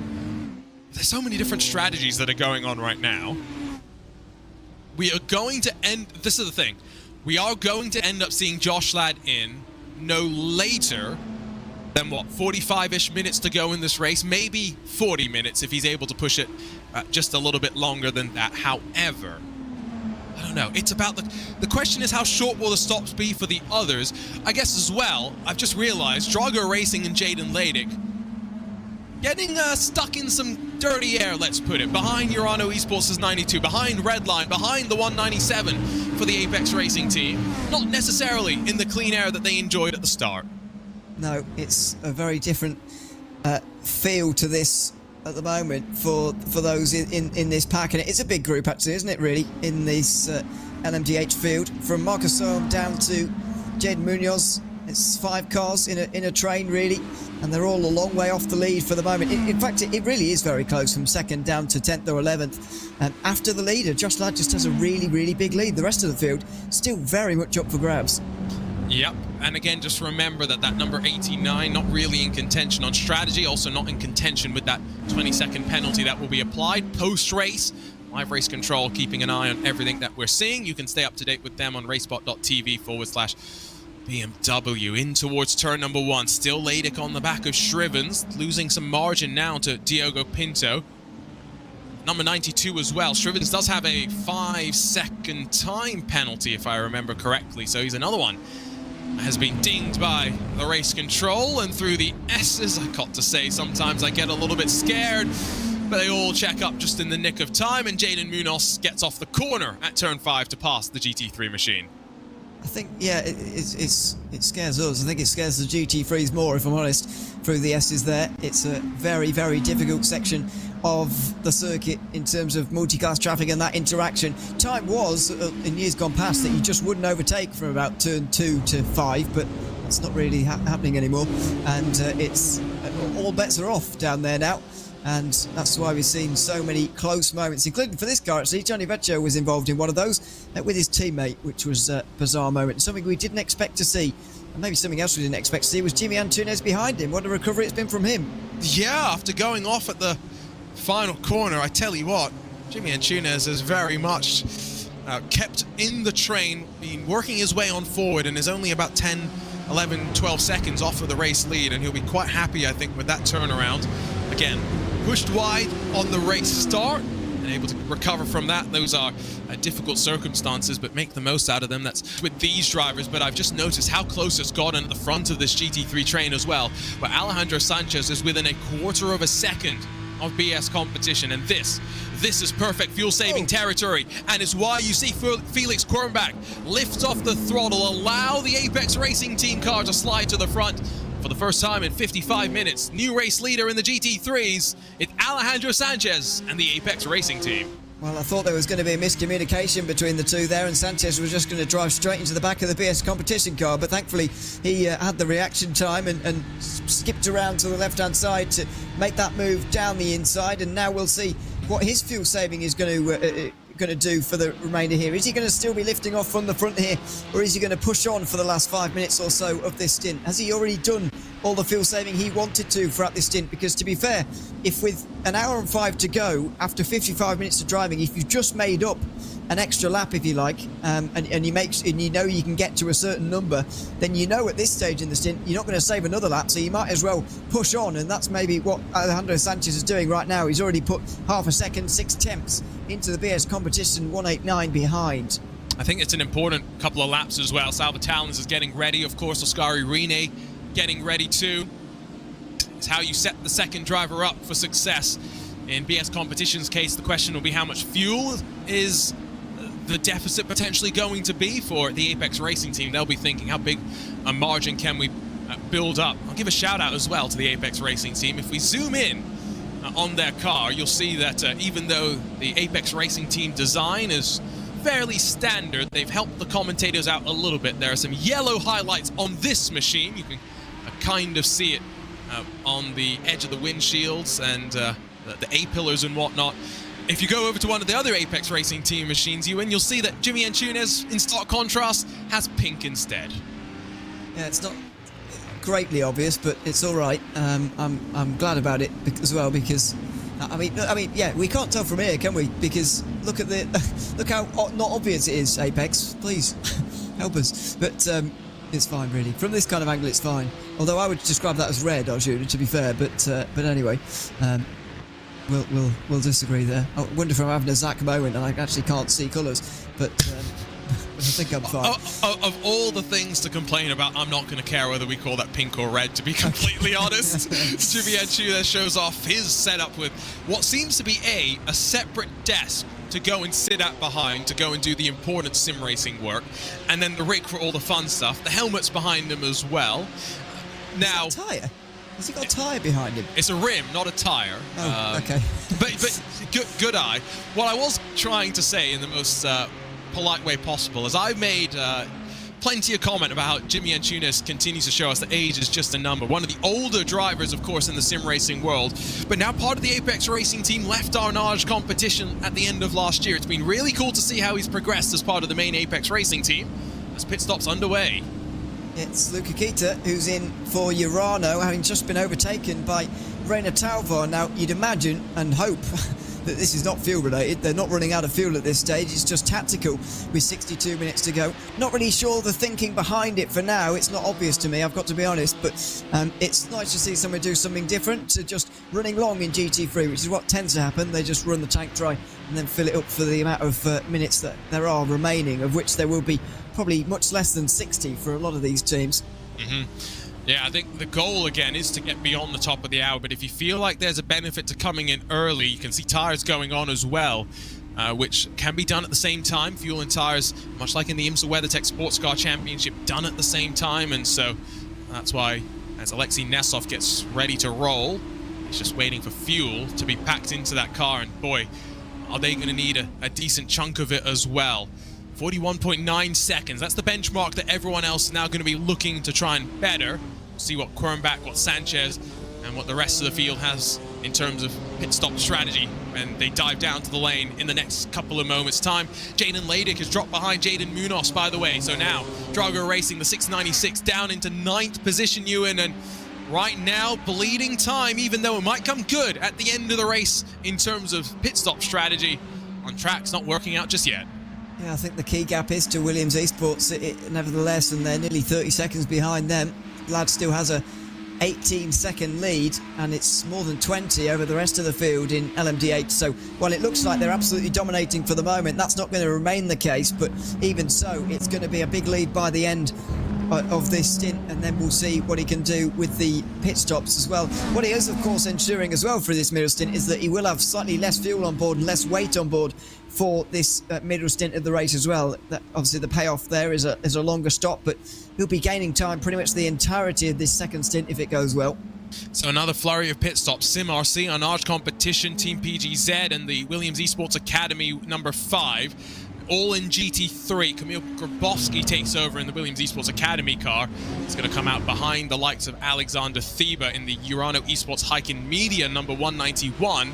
He's already off and away from pit lane and now finds himself a good, 10 seconds in front of his teammate Alexei Nesov. So he's now the best of the cars to have made a pit stop, as now you can see just heading off into their boxes, Alejandro Sanchez, Felix Quernbach have done the hard work, 60 minutes of racing, and now Oscari Ride, Salva Talons are given the task of fighting for the win. Yeah, and that's the battle we've got to watch throughout the remainder of this race. It's going to be between those two for the win here, I would say. Rubelar carries on for one more lap, by the way. He's able to continue on a little bit further in GT3, but it will be about those two at the front of the field. Let's see what the pit stop times are first of all. Do they even come out nose to tail as they have been running for most of this first stint? Remember, 42 seconds or so the time that we've seen for most drivers with a full service, and so as we sit and wait, it's a long wait. 41.9 for the Apex Racing team, 42.1 for BS Competition, 2/10 slower, but that's 2/10 in the box. That will allow the Apex Racing team a bit more time to now build up speed off of the limiter and release their way back onto track and crucially into clean air. Salva Talons, Oscari Rene, 1.3 seconds between the two, 59 minutes to get it done. Yeah, and the couple of tenths of a second that Talons has gained there over Rene has come in the pit lane. I would imagine a slightly shorter stop from Talons, but I mean there's hardly anything to choose between them really. They're going to be together again very soon, and it's going to be about those two to the very end. The gridandgo.com esports car will have a pit stop to make and will do right now with Nicholas Rubilar making his way down pit lane, but Urano aren't even that far away. It's been a good early stop from that team. Alexander Tib is now in 4th place. He will be 3rd. He's only a couple of seconds away. The couple of cars that still sit now on pit lane, gridandgo.com's 001 sees Jarno Koch getting into it.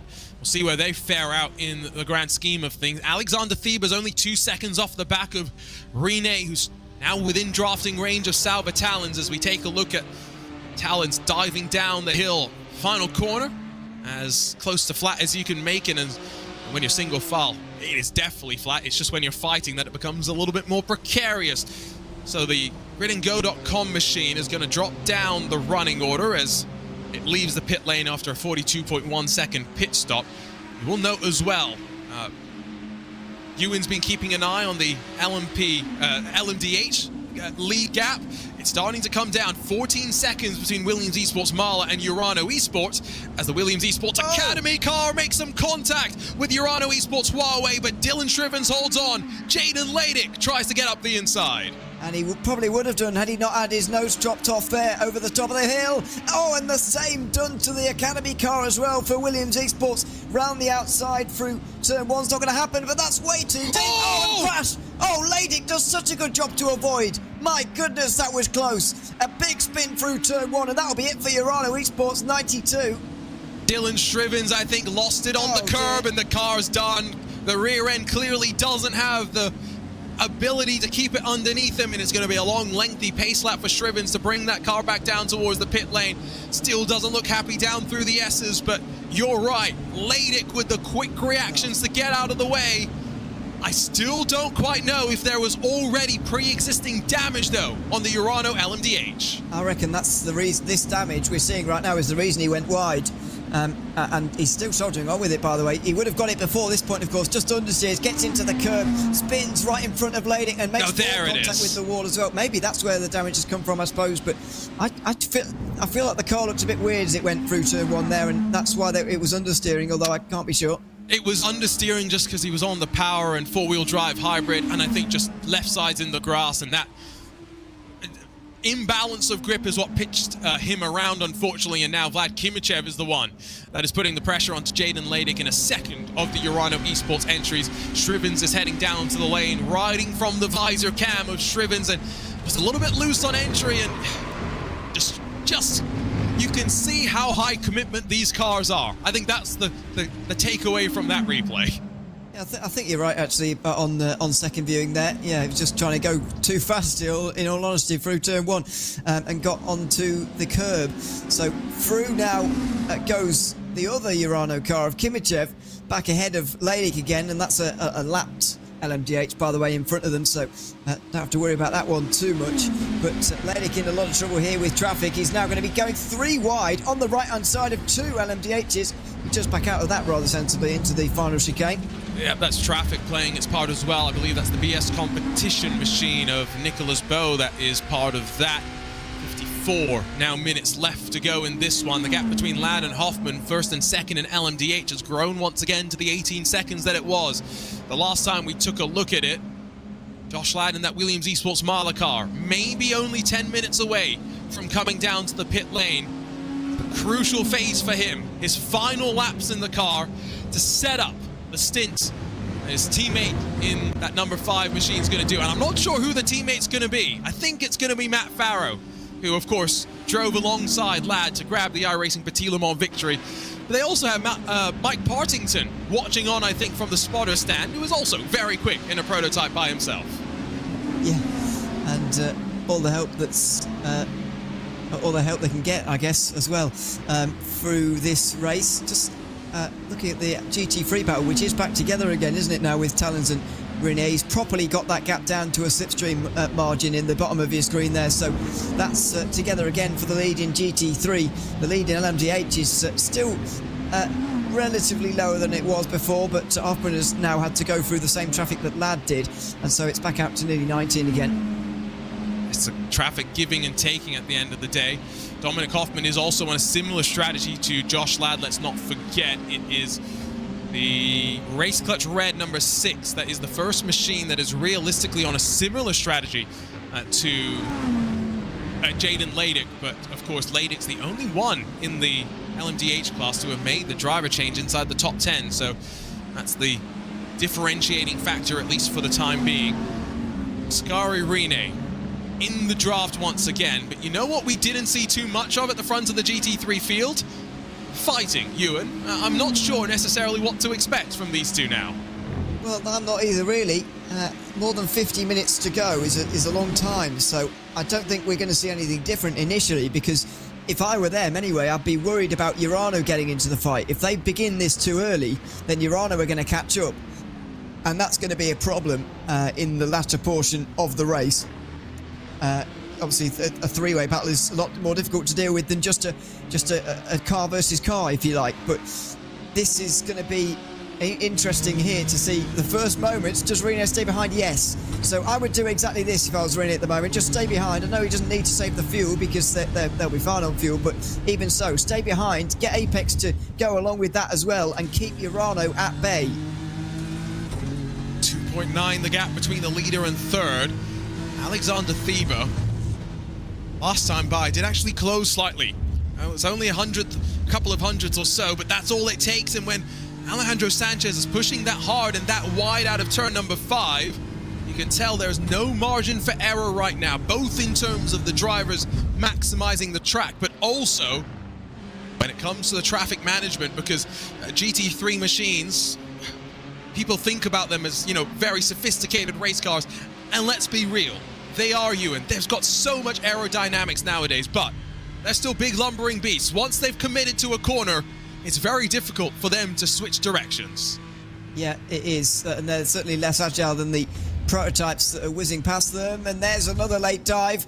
It's one of the Urano cars, is it? Or is it Race Clutch? Can't tell. But Apex just had to steer out the corner slightly there, just briefly. And BS Competition will catch up as a result. But Rene has really no interest in going through. He demonstrated that on the last lap. And once again, that will be demonstrated here.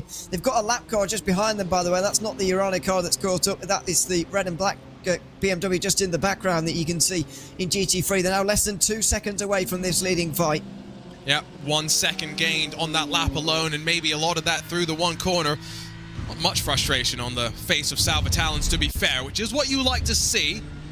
Not a traditional sim racer lean going there, but the head tilting in direction of the turn. And you'll note that a lot of sim racers will use a formula rim, which is more and more common even in the cockpit of these cars. But take the BMW M4 GT3 as an example. It uses this sort of open top rim where it's still a regular round wheel, just with the top chopped off to give you a bit more visibility into the dash. That's the setup that Salva Talons has gone for as well. He doesn't seem to grip the wheel very much, though, does he? He doesn't really have his hands around. It's like when you park your car in the sun and it's going through the windscreen, and your steering wheel is just too hot to touch for any human, and you're just trying to steer while not touching the steering wheel. Don't recommend that, but everyone's been there. Well, and sorry, go ahead. No, I was going to say, which is so counterintuitive to what we see with so many other sim racers, where they're sawing at the wheel and trying to keep it under control. Yeah, it probably helps his driving style, though, in all honesty, being really smooth and sort of delicate with the wheel, if you like. probably helps, but it just looks unnatural. I bet it doesn't feel unnatural to him, of course, but it just looks a bit odd, I guess, from that angle. But yeah, it probably does help, and maybe, as you say, some people could learn a bit from that instead of doing one movement at a time rather than 10 in one corner. I wasn't talking to myself. Definitely not talking to myself with that little comment there. I think the thing that is so remarkable as well is we talk about calm on the face of the drivers, even in the heat of battles like this with the traffic coming as well. But just the recognition that, you don't have to be gripping the wheel like at a death grip effectively. He looks quite relaxed, which I definitely would not be. If we're about to go 3 wide and not with LMDH traffic, it's all with the GT3s. On board with Ascari Rene riding over his shoulder as Drago Racing peel off down the inside. Top 2 in GT3, down through the chicane once more. The gap to Alexander Thieber holding steady at 2 seconds. But now 50 minutes to go. This is not where the battle is decided. It's going to come down to the closing stages. But in the analogy of a test match, Ewan, this is day 4 right now. This is the final preparation for these drivers getting ready for the push to the finish. Yeah, I don't want to hear about cricket right now, I've got to be honest with you. But anyway, that's another sport. Yes, there's a lot of GT3 traffic going on out there at the moment, I've got to say, because there's still a lot of them in the race. I know that's an obvious thing to say, but there's still 26 compared to the 30 that started. Now, considering all of the chaos, or 24 maybe, I think we've lost 1 or 2, 24's maybe more accurate. Considering we had so many start this race, it's a very good sign that there are so many on the circuit, but it's not good for the leaders because, as you just saw there, it means there's close moments through traffic, and one of them's off through turn 6 as well. That was involving one of the prototypes by the looks of it. I think that was Mateusz Kuzner that went wide, but we also did see Kamil Grabowski getting passed by a couple of machines in the GT3 class. Ollie Steinbratten's taken over from Gianni Vecchio. Loic Rabier has taken over in the Team PGZ 119 from Lewis Woods, I do believe. And so there's little pockets everywhere still battling as Josh Ladd comes into pit lane with 47 minutes to go. That's an early pit stop, earlier than I expected. Yeah, earlier than I expected as well. He only did, what was it, 46, was it, in the first stint? 45 maybe, so I think he'll be okay, but it's a very short middle stint for Josh Ladd, and of course it is not going to be him any longer. He'll get out of the car, and Matt Farrow will get into that one, and Williams Esports Academy come in as well. It's clearly not a mistake. It is clearly their strategy that they set out from the start of today with, but the big question is about it paying off, and we've got a long time to figure that one out. Confirmation as well. I've been trying to keep updated with all the race control decisions, but there's too many things going on. The Apex Racing team, the number 99, do have, wait for it, 5-second penalty, Ewan, at the front of the GTD field. Yeah, that's going to be crucial for this race now, and any penalties from here are going to be absolutely crucial at the front of the fields, because it is going to remain close, maybe without the question of the prototype category, but certainly in GT3 it's going to be very close for the remainder, and penalties are going to cost you at least 1 position, maybe more, so you've got to watch out for that. As Talons was dived again by one of the prototypes, Rene closes in again and is once again forced to sort of lift off and just wait in second place. Down the inside through the final corner, that's not great as well. You've got to wonder if the Apex Racing team are aware of that 5-second penalty, if they've let Salva Talons know. Rainer Talvar had a 5-second penalty in 2021, broke away from the rest of the field to win that race despite the penalty. We've seen stranger things happen before, and as Sanchez continues to back up the 189 into the oncoming Alexander Thieber, BS Turner are still in the mix as well as they ride themselves in 4th position, and closing on this battle, it still could go in any direction in this GT3 fight. Yeah, you can't. Yeah, I do take what you're saying, even despite what I was saying about it staying so close that all of them are going to matter. It is still possible that you can gain a margin to win this race with a penalty. That's not out of the possibilities just yet either. So we've got to sort of keep all options open at this stage. Still difficult to count out Urano from this one at the moment as well in GT3. They're not far away in 3rd place, continuing to gain time. Now only 1.4 seconds from the lead. So much going on, and of course pit stop cycles for the LMDH surely underway as Movano and Fraser Williamson come on in. The GT3 leaders once again see the likes of the Williams Esports Academy filing up the inside. diving down through that final corner. Gap opened up slightly with the traffic and beneficially towards Sal Vitalin's and the Apex Racing Team machine. Hasn't totally broken the draft, but what it has meant is that BS Competition are now feeding a lot of slipstream to the Urano 191 to make it 3 in the train at the very front. And while there's 3 in the train here, still, Urano's 190, by the way, leads what is almost a 5-car train for 5th on back. That includes Team Redline, Team PGZ, the second of the Apex Racing Team machines, and the Williams Esports Academy cars. Yeah, GT3s very much have not gotten splitted out just yet. Not just yet, but still those guys further back are going to really struggle to get involved with this race-leading battle from this stage. More than 12 seconds away, even this deep into the race. They're going to not. Well, they're not going to be able to catch up from this point, I wouldn't imagine. So yeah, it kind of falls into line with what you were saying earlier about qualifying being very important and early track position being very important as well, because those now who are really outside the top 3 are probably going to struggle to be involved in the race-winning conversation. Even BS Turner in 4th, 8 seconds back, are probably too far away at this stage, as LMDH pit stops are going to really start to take place in the next 15 minutes. Dominic Hoffman out in the number 90. It's Danny Lorenzo that jumps in. Of course, Dominic Hoffman made a uncharacteristic mistake at turn 1 in the iRacing Petit Le Mans in the closing stages that retired the Urano car that he was in. Made up for it today, I think, with some strong performances. He'll be quite happy with the speed that we saw from him and the ability to make up for what was, again, being honest, a disappointing qualifying performance from his own perspective. To have started down in 15th position, that is not where you can afford to be starting in a field that is as strong as this, and a field that continues to get more and more competitive as drivers figure out this BMW M Hybrid V8. Just get more comfortable with it at the end of the day. There's the 190 Urano car, the second of the Urano entries. It's being chased down by Ole Steinbraten, Loic Rabier, Maxence Godino. Let's not forget Team Redline's sole hopes now in this GT3 class, Ewan, ride on the shoulders of the 71. Yeah, that's their only hope at this stage, and unfortunately for Redline, it looks like their winning streak is going to come to an end after, what is it now? They've won 6 in a row, since the very start of the season, where Urano took the first one. 6 in a row is going to come to an end for them here today. And for Urano in prototype, in LMDH, it's looking pretty unlikely at the moment as well. It's a day of big changes in the 2 categories, and unfortunately for the big names, that those who have been on real race-winning streaks, it's coming to an end here today in one of the more bizarre races, one of the more chaotic races of the season. Man, coming out of Fuji, I don't think we necessarily thought it could get much more chaotic in what was a race with, what was it, 30, 35 prototypes and 11 or 12 GT3 cars. This has been a lot more normal in terms of the numbers, and expected chaos at the Michelin Raceway Road Atlanta as well. Down through the S's, with no traffic this time for Nessoff, crucially. Be an ideal situation for him as Jonas Warmeyer in the Urano Esports 91 exits the pit lane. A 47.6 second stop there.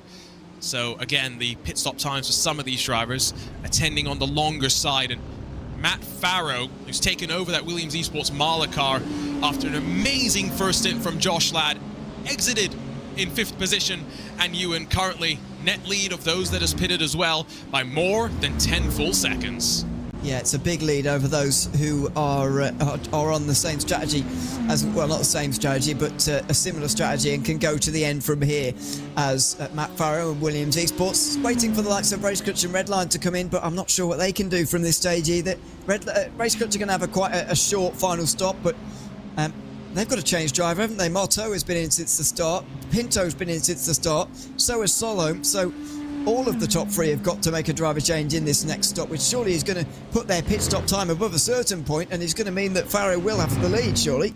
And surely you have to come in earlier rather than later to make up for the fact that you are doing the driver change. And so as Thiago Marto rolls down the lane in the number 6, he's going to be ready to hand that race clutch entry on over to the Hungarian Peter Zuber, who, as up on the jacks they go, one driver jumps out, one driver in. I'm sure plenty of the real-world drivers yesterday in the Petit Le Mans, Motul Petit Le Mans, would be hoping that driver changes were as easy in the real world as they are in the sim.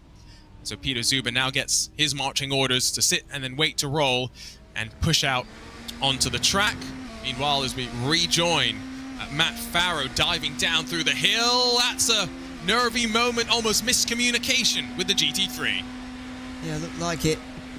But I mean, wouldn't know how many of those moments are happening per lap, to be honest, because it's still very busy out there. And one of those circuits where you really do have to watch out for these things at all times. Peter Zuber drops down to, where's he going to come out here in the race coach car? It's going to be a long way outside the top 5. So Matt Farrow won't have to worry about the race coach car, and they were ahead of Pinto, for example. So what a lead Williams Esports are going to have, and for the second weekend in a row, they've played a strategic masterclass at Road Atlanta.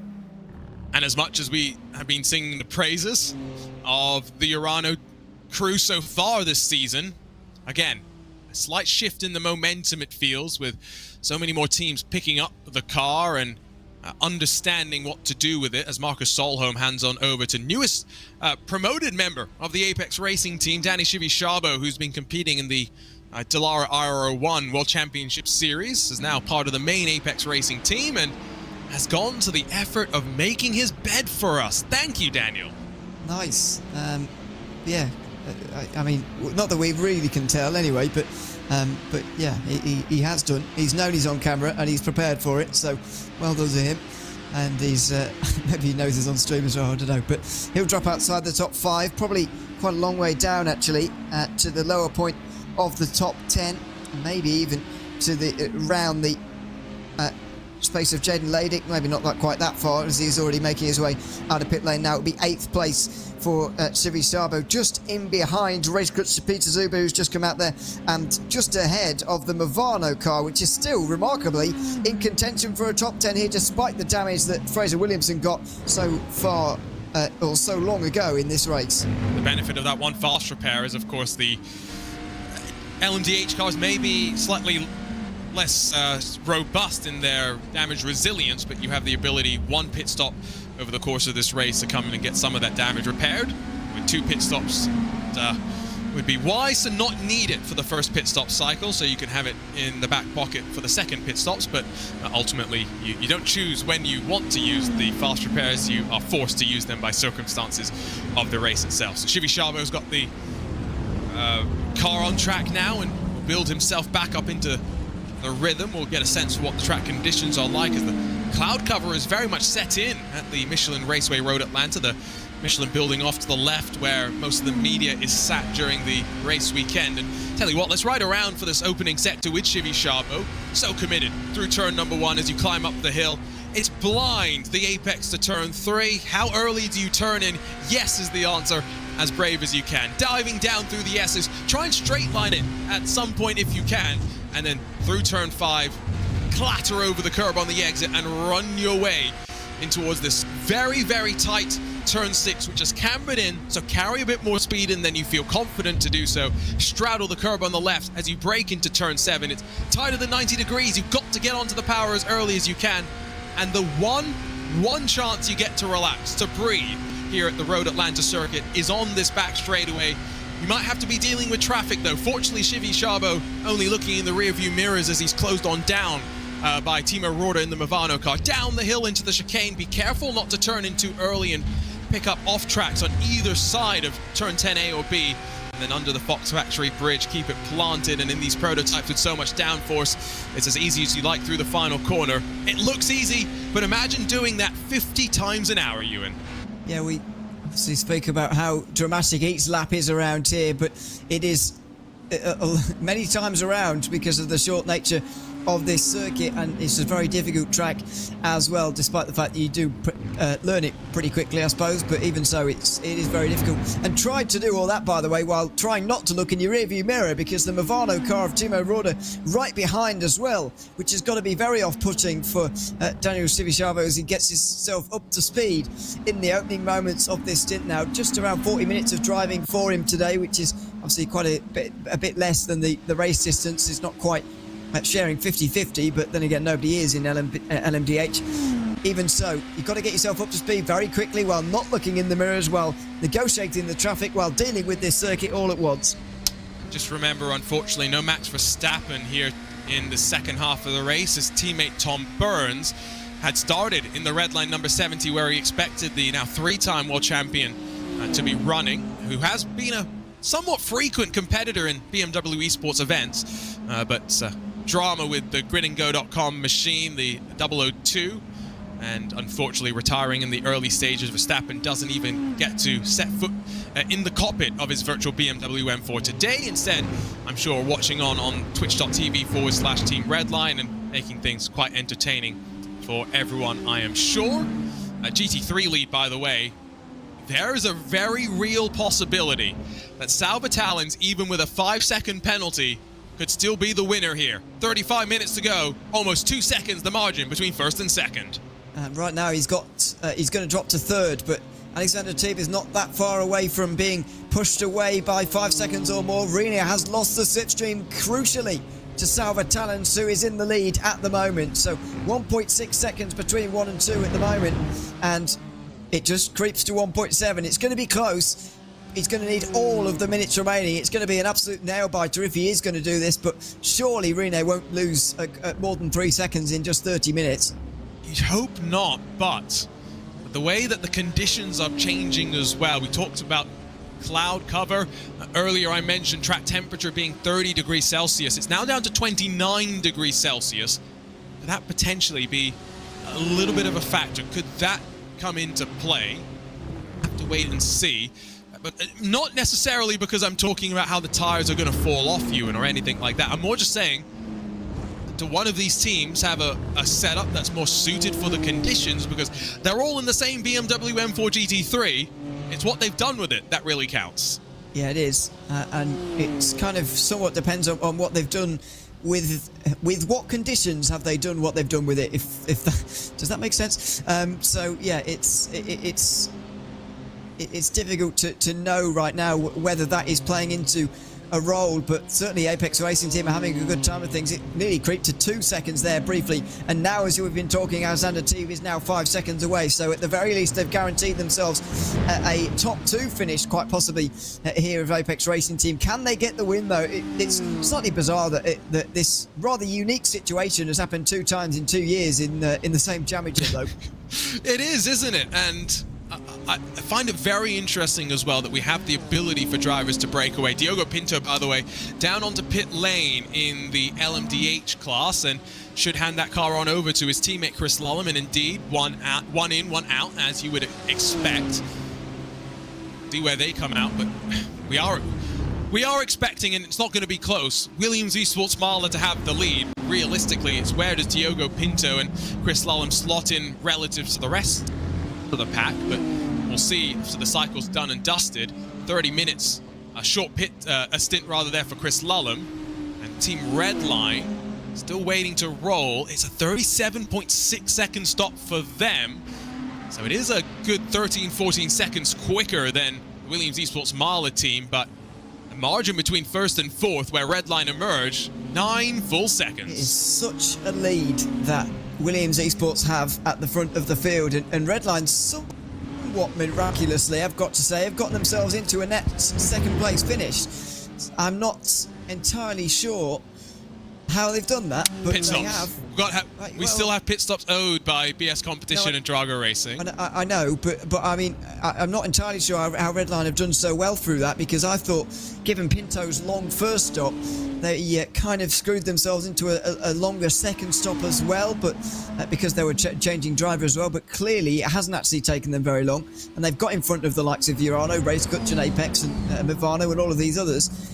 When I was expecting them to come out a little bit further down. Yeah, BS Competition and Drago Racing are not going to be involved at the front by the end. They'll be pitting soon. And so once we see them go, what I was going to say is the fact that we only saw 37.6 seconds for Lullum does mean, again, they shaved off 13 seconds of fuel. Driver change takes about 30 seconds, right? So it's not the least amount of time they could have spent in pit lane, but maybe it's worked out in terms of traffic the way that they would have wanted.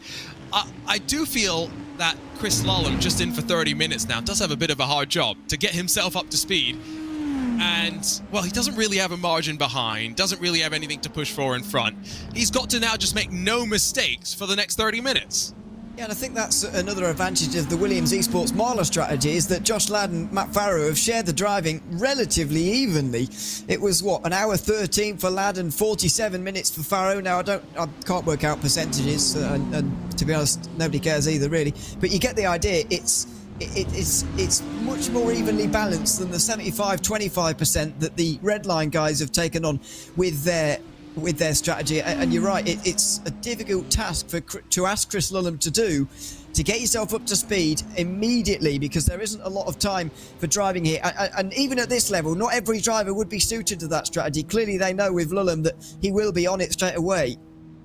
I guess you can't really talk about either driver being quicker than the other, because we saw last week in the iRacing Petit Le Mans, both drivers very, very quick. Lulham was pulling double duty in World Championship qualifying series duty and alongside the 10-hour endurance race. And so as Dion Fiallo takes over from the number 89 machine, he was just this weekend at Petit Le Mans celebrating and watching along with BS Competition and Turner Motorsports, as Turner Motorsports won not one but two IMSA championships over the course of the weekend to become 9-time IMSA championship winners. Dion Fiallo managed to find the legend that is Folbert himself, and now we'll have just 28 minutes to go out there and to rumble around the track as he releases himself from the pit limiter and comes out well and truly outside of the top 10 as well. BS Competition will be thinking what could have happened, and that is Ricardo Rico that's just run directly off the track in the Drago Racing number 969. Yeah, that's their GT3 entry that rejoins straight in front of the new driver for BS Competition, Dion Fiallo. And quite interesting that they didn't change driver actually after their second stop. They knew they were going to have 3 stops today. I'm kind of surprised they didn't make that change 40 minutes ago or so, but I guess Bo was comfortable in the car at that point, and Fiallo is comfortable having less than half an hour at the wheel of that one as well. So now everybody's made the pit stop. Drago Racing have also come in now, and they are changing driver. Kira Wolf now out of that car as well. So the other Drago Racing car up to 7th, but for them to have led for so long in the first stint of this race and now be half a minute off the lead, not even on at the left side of our screens inside the top 6 here this afternoon, that is a real disappointment for them, considering the start that they had. They're now back to 7th, which is interestingly where they finished Petit Le Mans actually. Oh, 100%. Going to Dion as well, just if you spent a full day at a racetrack and you just come over, even if you do understand how to go faster, maybe it just made more sense to have the driver that's been at home a little bit more be able to do a bit more of the driving. Oh, there is going to be a move. There's also a bit of a reactionary look to try and block it off by Peter Zuber, but Danny Chivichabo already had looked to the inside and promoted to the Apex Racing team, promoted in confidence as well. Danny Chivichabo brings the Apex 197 up to 4th. Yep, and there's going to be a big defence again from Zuber. As Zuber tries to go around the outside, that's going to run out for him pretty quickly. Gets up on the curb on the outside, and see we've seen how that can end badly in the past for the LMDH cars, but gets away with it that time, although does lose his 4th place. So Chivichabo is in that position now for Apex Racing team. It would be quite a stretch to get on the podium, I think, from here for either of these, but they will continue to fight this one out, and it will be on again at the back straight because of this bit of lap traffic. Oh, Arnage almost gets pushed off in towards the grass, able to hold on, and Peter Zuber a little bit wide out of turn 7, costs him a lot of time, loses out in how early he can get the hybrid working, and now Chivichabo is almost a full second clear and pulling away. Back in GTD, 2 seconds, the margin between Salva Talons and Oscari Rene. The margin to Alexander Thieba has been opened up. Talons has done enough to have, at least for now, assured himself of at least 2nd with the 5-second time penalty. Has not done enough just yet to assure himself of the lead. Although last time by, yet again, working on the margin, pulled out another 0.3 of a second over the 189. And basically, in essence, from 30 minutes to go, he needed about a second per 10 minutes, which is about 1/10.5 a lap, I worked out. So that's the kind of margin that we're looking at now. Obviously, 3 tenths gained on that last lap is all great, but you've got to look at the previous few laps as well as an average. How has this gap been extending? Has it been extending at all? Well, you'd probably say yes. He's on course to be relatively where he needs to be, but as I mentioned, I think this is going to be quite nail-biting in the last seconds, maybe, of this race. Yeah, there is something about Road Atlanta that always makes it a bit nail-biting, but this time it's just going to be looking at the gap and saying, Well, is it over 5 seconds? Is it not? Rather than wheel to wheel and trying to see something actually happen there. 2.5. Just keep it in mind. They've already done half the work that they need. 25 minutes still left to go. Up front, Williams Esports Marla lost about 2 seconds last lap to Team Redline and Chris Lulham. Gap now under 6 seconds. Keep an eye up there as well. Two different strategies still playing their ways out. And Williams Esports Marla came in with 48 minutes left on the clock. They may still need to be doing some fuel saving. Well, whether they are or not, they're losing time to Redline. There's no question about that at all. Matt Farah lost 1.4 on that last lap, 1.3 probably closer to, but even so, that's a big chunk of time to be losing, even if you've got 10 seconds at the start of the battle.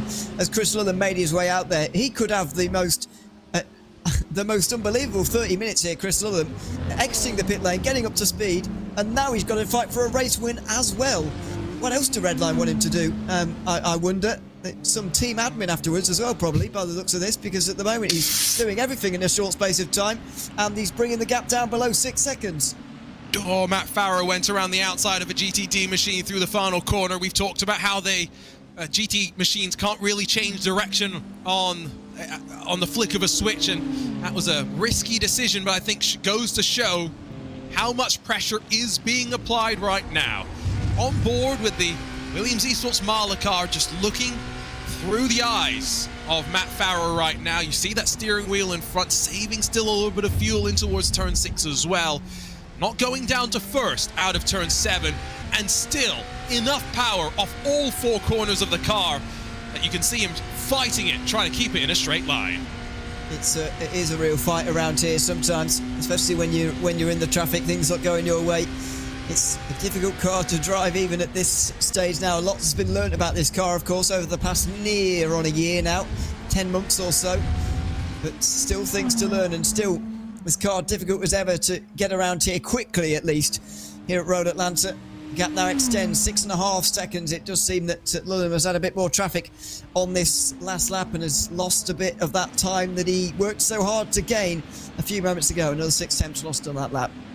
Very interesting discussion going on in the iRacing Esports network right now about carbon brakes, metallic brakes, nitrous, how they're being added to the next LMDH regulations apparently.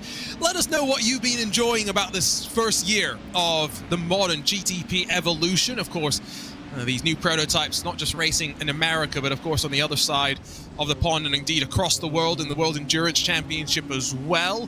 It's been a lot of fun to see how all the manufacturers have jumped in, and of course BMW not the only now GTP that we have, and we'll have 4 of the GTP manufacturers, Ewan, in the IMSA Esports Global Championship, which kicks off here on the iRacing Esports Network on November the 5th.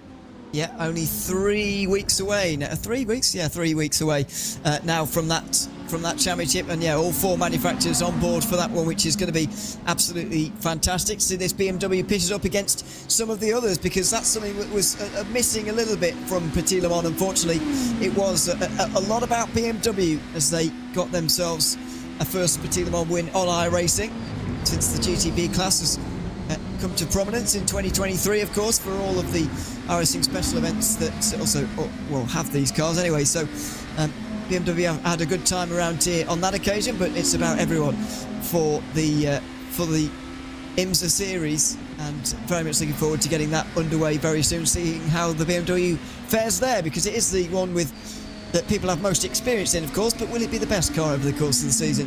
BMW represented in both the LMDH, GTP and GTD categories as well, of course. Much like here where we have the BMW M4 GT3 as well.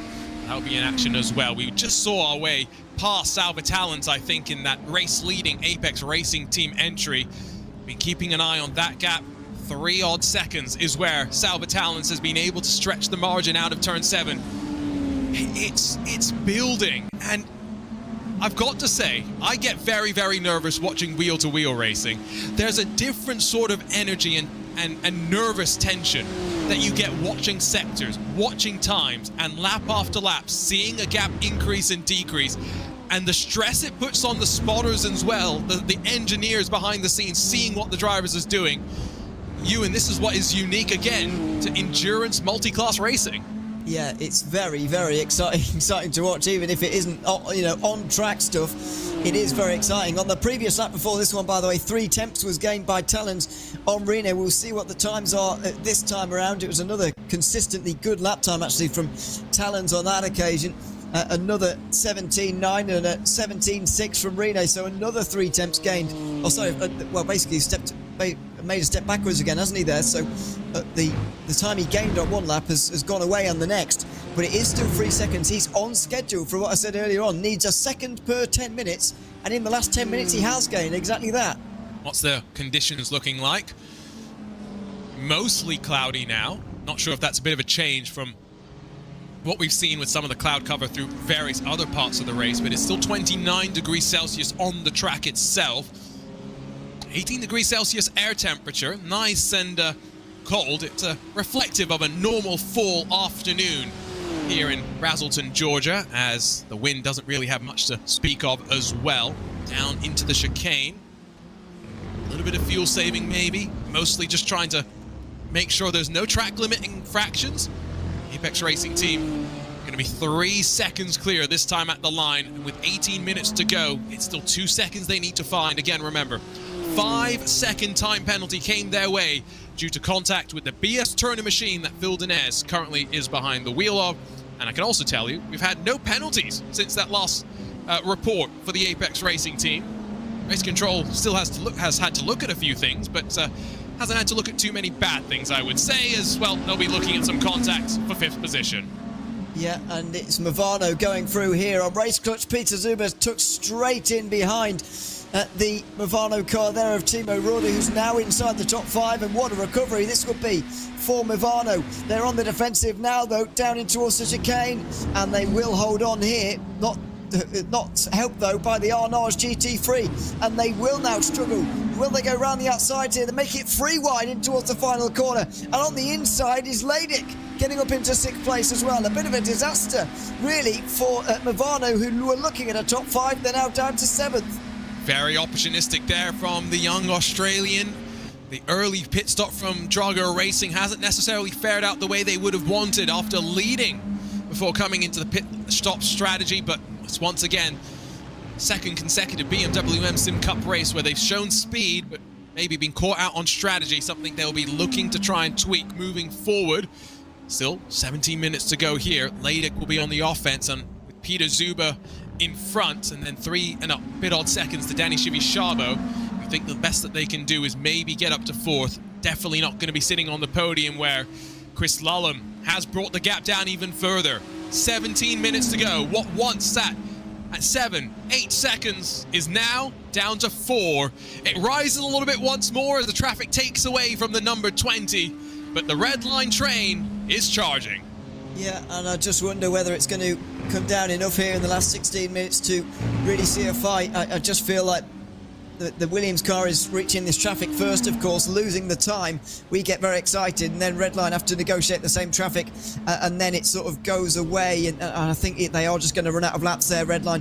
Not sure about that in GT3. Think there is still scope for that to change, and still scope for Apex to get that time. And certainly this battle for 5th place is going to change a few times before the end as well, but that leading one in LMG8, I'm not so sure. Here we go, though, as they peel out of turn 5, and a very slow exit there for Peter Zuber. Jaden Leidick's going to try and compromise him, but he'll get now shoved out wide as the Movano entry driven by Timo Rohde tries to poke its nose to the inside. More banging and bashing as they work their way down the back straightaway. We've seen plenty of that between the hybrids. You can see the draft visually pulling the Movano car down the straight. Mere pixels between the two of them. Leidick, helpless in the draft, with no help, sends it deep under the brakes, and Timo Rohde gives him just enough room to get to the inside of the corner and then drop back into line. Although he's going to try and come back at him all over again, back down the inside there, and so through goes one Vollmeyer, that is, in the Urano car. Where has he come from? He's now involved in this, and it's a 4-car battle now, so Rohde has held on there. Zuber's still in 6th place, but what a load of changes we've seen here now as Jonas Vollmeyer's now in 7th place. Oh, down through the S's. One of the GT3s got very, very nervous there. They all hung on. Still now gap at the front, coming down even closer, by the way, as Chris Lolland continues to charge. Movano still trying to look for a way past Peter Zuber, but not going to happen just yet.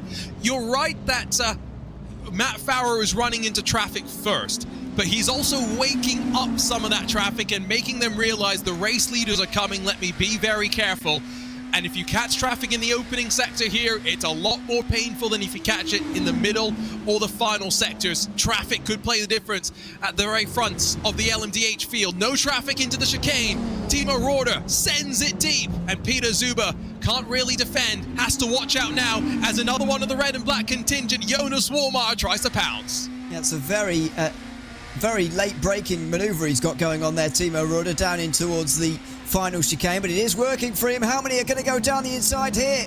Well, everybody, by the looks of it, now Vormeyer's going to go through, is he? Zuber a little bit hesitant, but only slightly. Vormeyer only needs the slightest opportunity, and he's up to 6th place in the 91. That was opportunistic at its best. These are drivers fighting for single-digit points, but you wouldn't know it by the attitude that they're bringing out onto track, and the traffic is very much keeping them close together.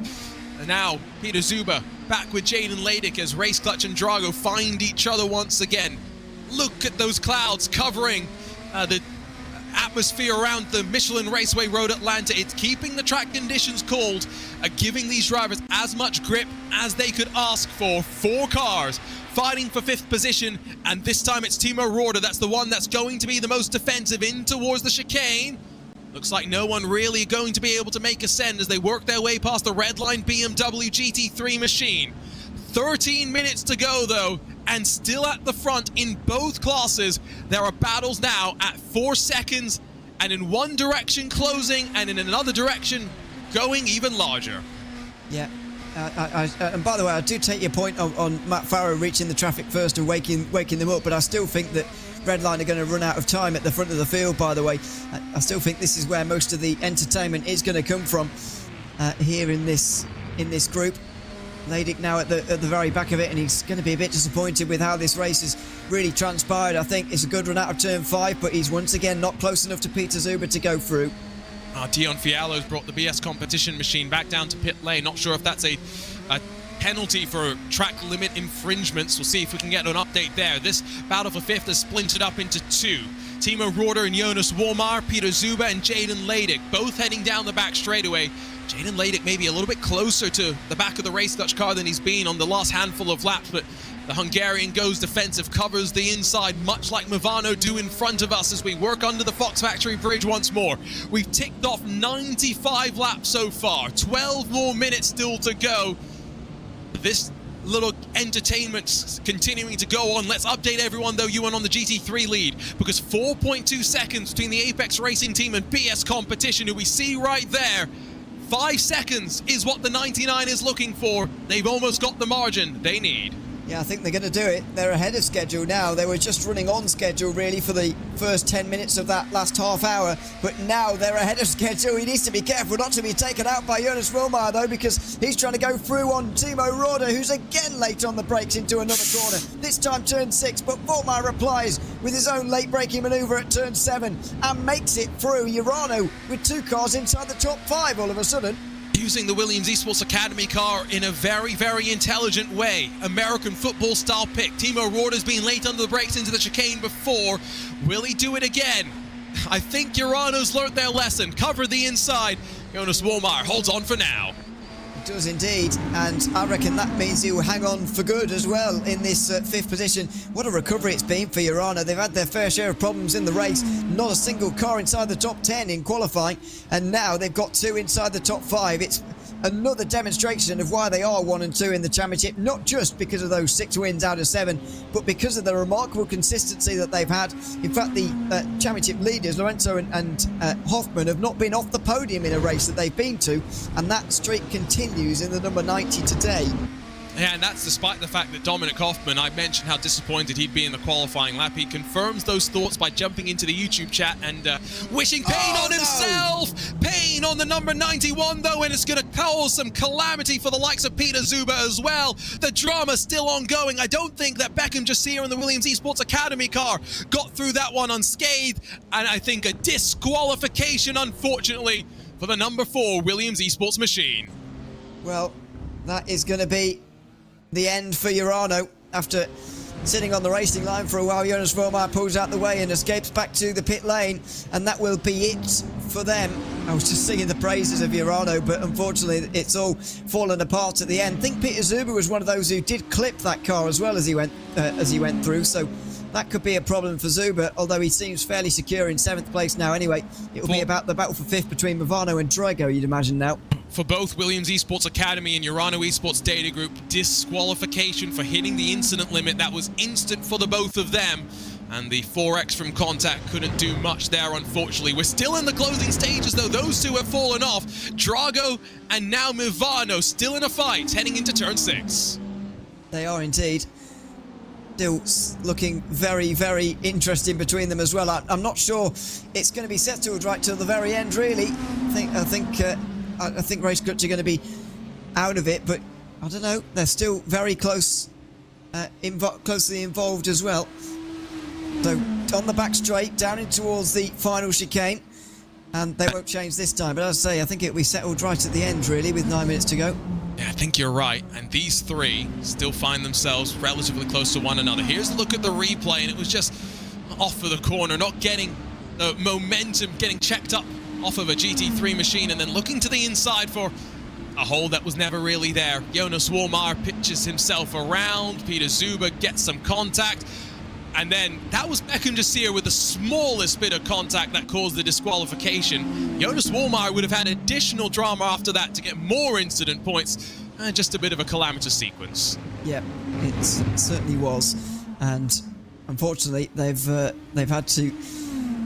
Well, they've not had to. They've been forced to be disqualified, I suppose. So that's the end of it for them. But as you say, not really a move on there for Vollmar. Probably should have waited in towards turn 6 there and stayed behind, gone through at the next opportunity, but didn't, went for it.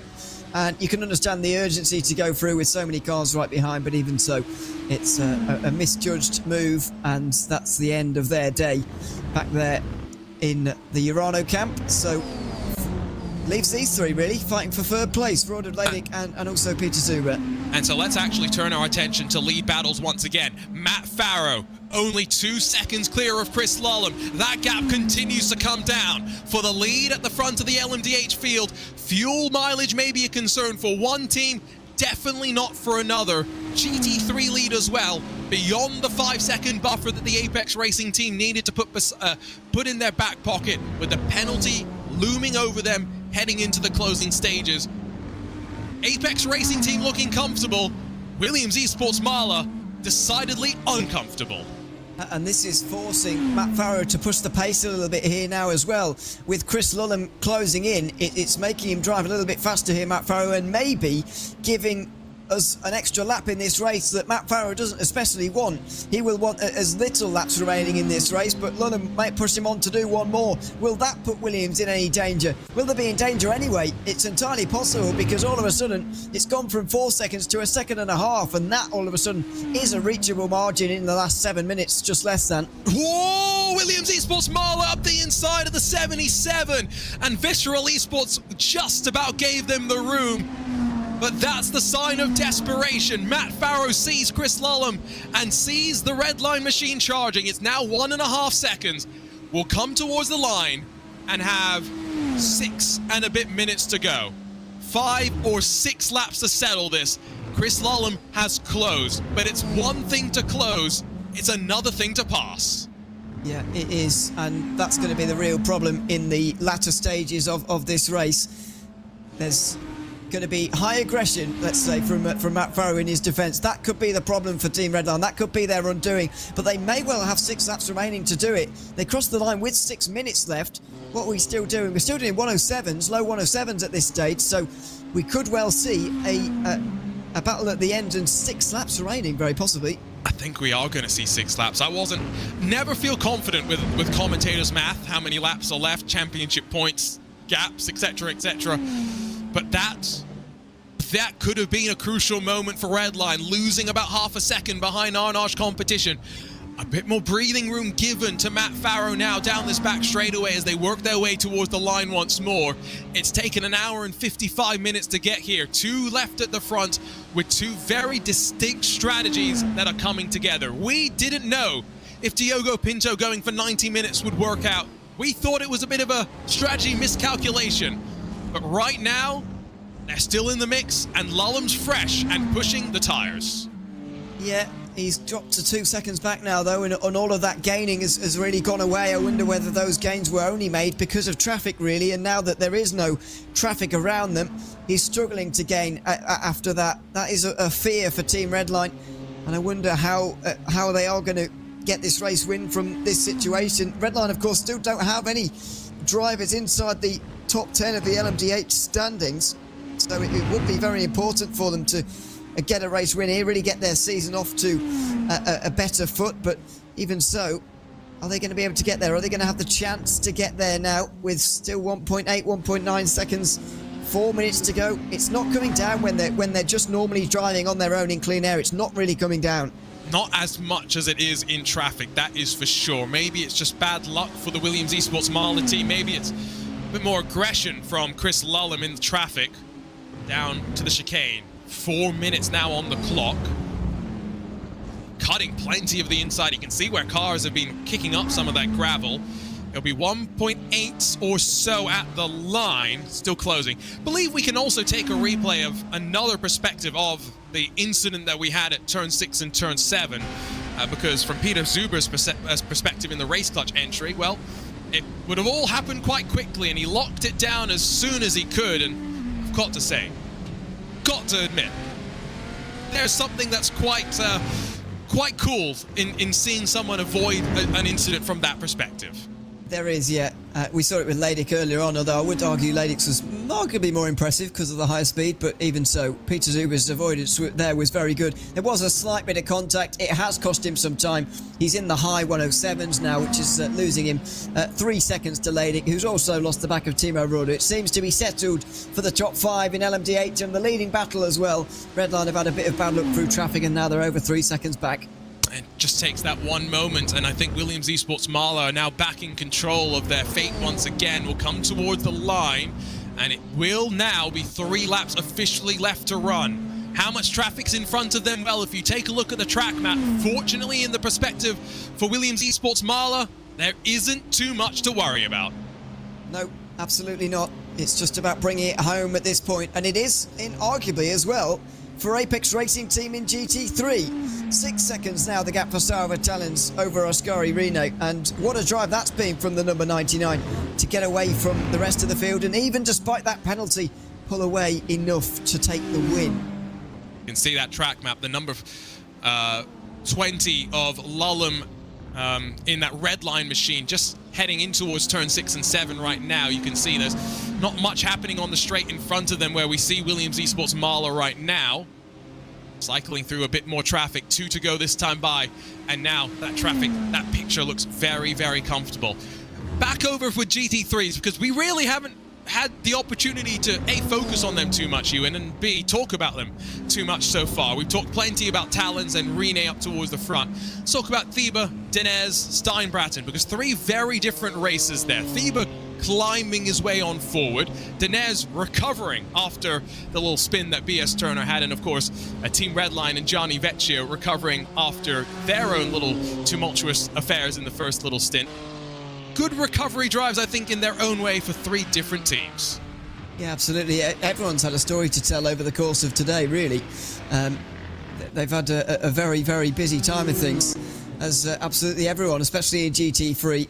And as I say, each with their own story to tell. But at the end of the day, no one has been able to beat Apex Racing Team somehow. And it's another one of those situations, Salva Talens it is on this occasion, where they've had to start a stint with a penalty and extend a margin to still win the race. And that's happened now twice in 2 years in this series, which is somewhat abnormal considering the rather unique situation that is realistically.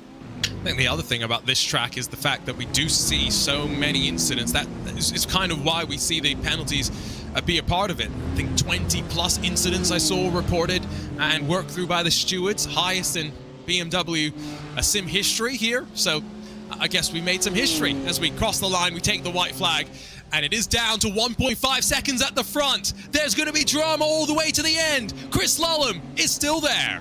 Well, it might well be. There will be a little bit of late drama. Lullum gets down the inside of the BS competition car on the way down the S's there. He's still only just over a second back. Matt Farrow, I think, has got enough fuel to go through, though, and there are two GT3s right in front of the red line car. Not sure if Diogo Pinto sent a desperation move. He did. He got through both of them. It's going to come a little bit too little too late, but you can see just how close it comes down to at the end of 2 hours of racing. Very different strategies across the board for the different teams. And of course, when it came down to the amount of madness that we had at the start, both Matt Farrow and Team Redline with Chris Lullum had to work their way on through. But for the second consecutive week, it's Michelin Raceway Road Atlanta perfection for the Williams Esports Marla team. They're victorious in the BMW M Sim Cup. It's Matt Farrow, it's Josh Ladd reigning supreme against the rest of the field. Chris Lullum and Team Redline will take home a very well-earned second place, while Take a Bow Salva Talons repeating the heroics of Reina Talvar from a couple of years ago. A 5-second penalty couldn't stop him. He pulls away and gives the Apex Racing team their first win in the GT3s in the BMW M Sim Cup.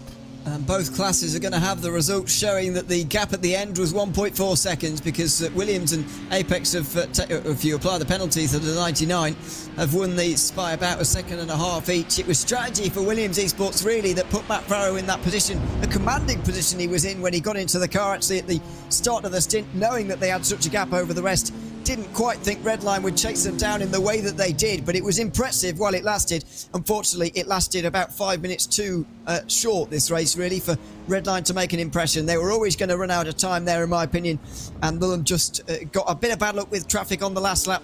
That was it for William taking the win. And in the Apex Racing team's case, it was about breaking the slipstream to BS competition, which they did early enough, and with half an hour to go, they were able to pull out those seconds that they needed to win this race. It was a good job from Talons on this occasion to win this race despite that penalty. I will say one thing, Ewan, you felt pretty confident that Redline weren't going to close, but when that gap was 7 seconds, I don't think you thought it would be 1.5 come the checkered flag. If it would have gone one more lap, would Williams have been good on fuel? Remember, they came in 47 minutes before the end of the race. Strategies really played a wild part in today's race.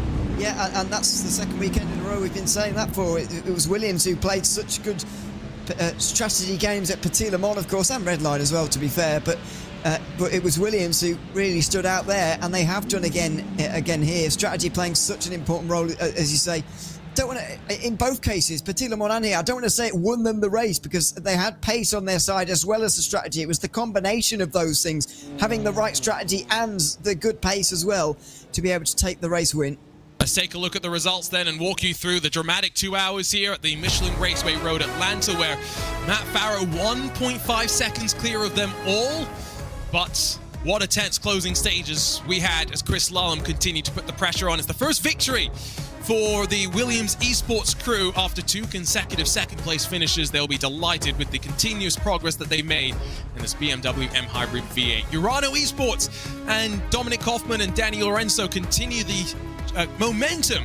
Podiums only for them in the course so far of the season, when they score points and extend, I'm sure, their championship margin as well. Danny Shibishabo, the best of the Apex Racing team contingent, that will be slightly disappointed after 3 cars qualified in the top 10. Only 1 finishes in the top 10. Movano 5th, Drago 6th, again showing speed but maybe lack of awareness on strategy, while Race Clutch 7th and 8th. Peter Zuba just in front of Matteo Friggero.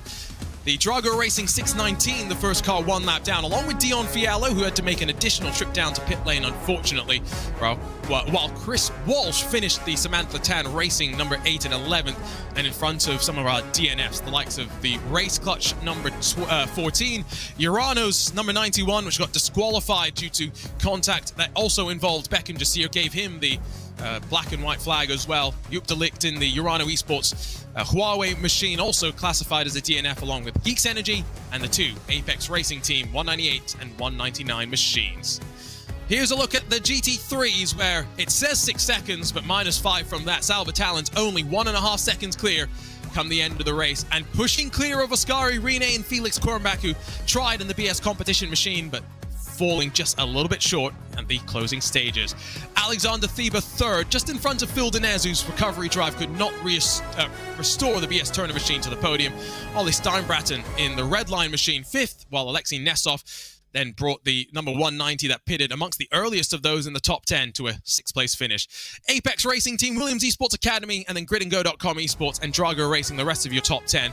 Plenty more of these drivers finishing on the leading lap, including SimRC, Team PGZ, and the Arnage Competition Eau Rouge entry that was at the very tail end of the leading lap. 1 lap down for Visceral Esports, a second PGZ car, another Visceral machine, and Legend Track Esports, Thibaut Prevost in the Williams Esports Academy car, 2 laps down, while AZR Motorsports White and the Grande Strategia, a Plan A team, make up the rest of your top 20. Not into the graveyard just yet. Ganzia Racing Team, technically classified along with Overtakes number 12, and then not fulfilling the driver requirements. Second Ganzia entry, Gorio, Scuderia Bruschetti, Team Andre Nobrega, Seabao Racing Team, Team Redline, GridandGo.com, and the Williams Esports Chill Blast car to round out the top 30 in the GT3s. I was wondering if we were going to get the opportunity to talk to some of the drivers, and indeed, Josh Ladd from that Williams Esports Marla camp joins us to celebrate another victory at the Michelin Raceway Road Atlanta. Josh, I want to ask you first about those closing stages. What were you feeling watching as Matt was getting closed on in by Chris Lullum? Well, I didn't watch it. I was too nervous to watch it. So yeah, just went, got some food. I came about 1 minute to go. And yeah, we actually still had a decent gap at the end, to be fair. So there was a bit of stress, but not too much, especially because it's very hard to overtake here anyway if they did close up all the way. I'll just say that I often feel like I would be too nervous to watch, and so I sympathize with that state of mind, I guess. Talk to us about strategy, though, because seemingly a couple of different schools of thought going on, and the longer stint in the first part of the race saw you then take a short pit stop and get out of the car to allow Matt Farrow to have another long stint at the end. What was going through your minds when you were planning out how you thought this race was going to unfold? Well, we always planned to do what we did. We have Mike Parsington doing our strategy, so big shout out to him because the strategy was perfect, just like it was at Petit Le Mans. But, well, I mean, we need to figure out why our qualifying is so bad, because I did a decent lap and it was still only P7. And then, yeah, the first stint was pretty brutal. It was more of a MMA fight than a race. Me and Pinto sort of got stuck behind the race clutch car. And then we sort of could work our way through, and then we got behind the Drago car in the lead. But I could tell they weren't saving any fuel, so we knew they were kind of out of it anyway. And then the mentality with the shorter second stint was just to get away from everyone else. We knew if we were stuck behind a race clutch car again, it would have been pretty brutal and we would have lost a lot of time. So we were very surprised to actually see that Redline didn't do what we did. Got to ask you as well now. Sorry, go ahead. No, go ahead. I was just going to ask, got to ask you, Williams Esports seemingly figuring out this car a little bit more. You say you need to find some more speed in qualifying, but you were only a couple of tenths off in what was a very close running qualifying grid. Talk to us about this BMW M Hybrid V8 now that you have almost a full year of experience under your belt. How are you figuring out some of the quirks of this machine? Well, it's a very interesting car. Obviously, we were in the LMP2 for quite a while before this, and I mean, this car is just so much faster, but the closing speed is just absolutely insane. Like the turn 1, we almost don't brake at turn 1. It just lift off. And yeah, I mean, there's some stuff you can do with the hybrid battery charge, but it is quite limited. If you really need to make a pass, you can put it into attack mode, but generally it's not worth it. And then also the fuel usage is a bit different to the LMDH. It has a bit less engine braking, so you can sort of lift off a bit earlier and save more fuel, which is why we usually see the fuel saving strategy be superior in races with this car. Love the insight, Josh. Congratulations on what's been a great couple of weeks here at the Michelin Raceway Road Atlanta for the Williams Esports crew. Can't wait to see how you guys fare in the next couple of rounds and final 2 rounds of this BMW M-Sim Cup. Cheers. Josh Ladd from Victory Lane in the GTP LMDH class. We also have Alejandro Sanchez joining us from the GTDs. He's standing by with Ewan O'Leary. Alejandro, welcome in. Oh, there he's gone. Oh, here we go. Alejandro, welcome in. Good to have you with us as well. Winners for Apex Racing Team, and you obviously had the pleasure or pain of watching Salva for the last hour of that race, I guess. What was it like between the two of you, knowing you had that penalty and having to sort of make that gap up? Did you truly believe that you could actually do it? At the beginning, I wasn't sure, but tires are like super critical around here, and I think Oscari messed them up a little bit on like pushing too much in the first couple laps. I knew Salva had great pace, so once we cleared all the traffic and stuff, I was very confident that Salva could pull the gap, and in the end he did it. So we practiced a lot for this race, so I think we had great pace and a great car and a great strategy, of course. Yeah, of course. What was that first hour like for you when you were in the car? How was the car feeling, and how did you manage to get back up to those leading two as you sort of needed to be in that first hour to put you in contention in the second? Was it a difficult chase to get back to those front two? Not at all. It was quite easy saving fuel behind because of the way the draft works. I think we ran a little bit lower wing as well, so we could just sit behind in the straights and save a lot of fuel, and that's what I did. Going 47 looked very unlikely, so in the end I decided to go for 46 and try to pull as much of a gap as I could, and in the end you could see like I saved a lot of tire and fuel, so I could just push and show our true pace. Absolutely. Pace was good enough for the win here today. Congratulations, Alejandro, and all the Apex team, of course. Thanks so much for chatting to us as well. Thank you very much. Always great to catch up with one of the Corby crew, albeit not in Corby itself. Wow. Another race at the Michelin Raceway Road Atlanta. Somehow we leave with our voices, Ewan. And now it's not as long a wait. We had almost 2 months between this round and the previous round of the BMW M-Sim Cup. And November the 5th, we're going racing for the penultimate time this season over at Circuit Zandvoort.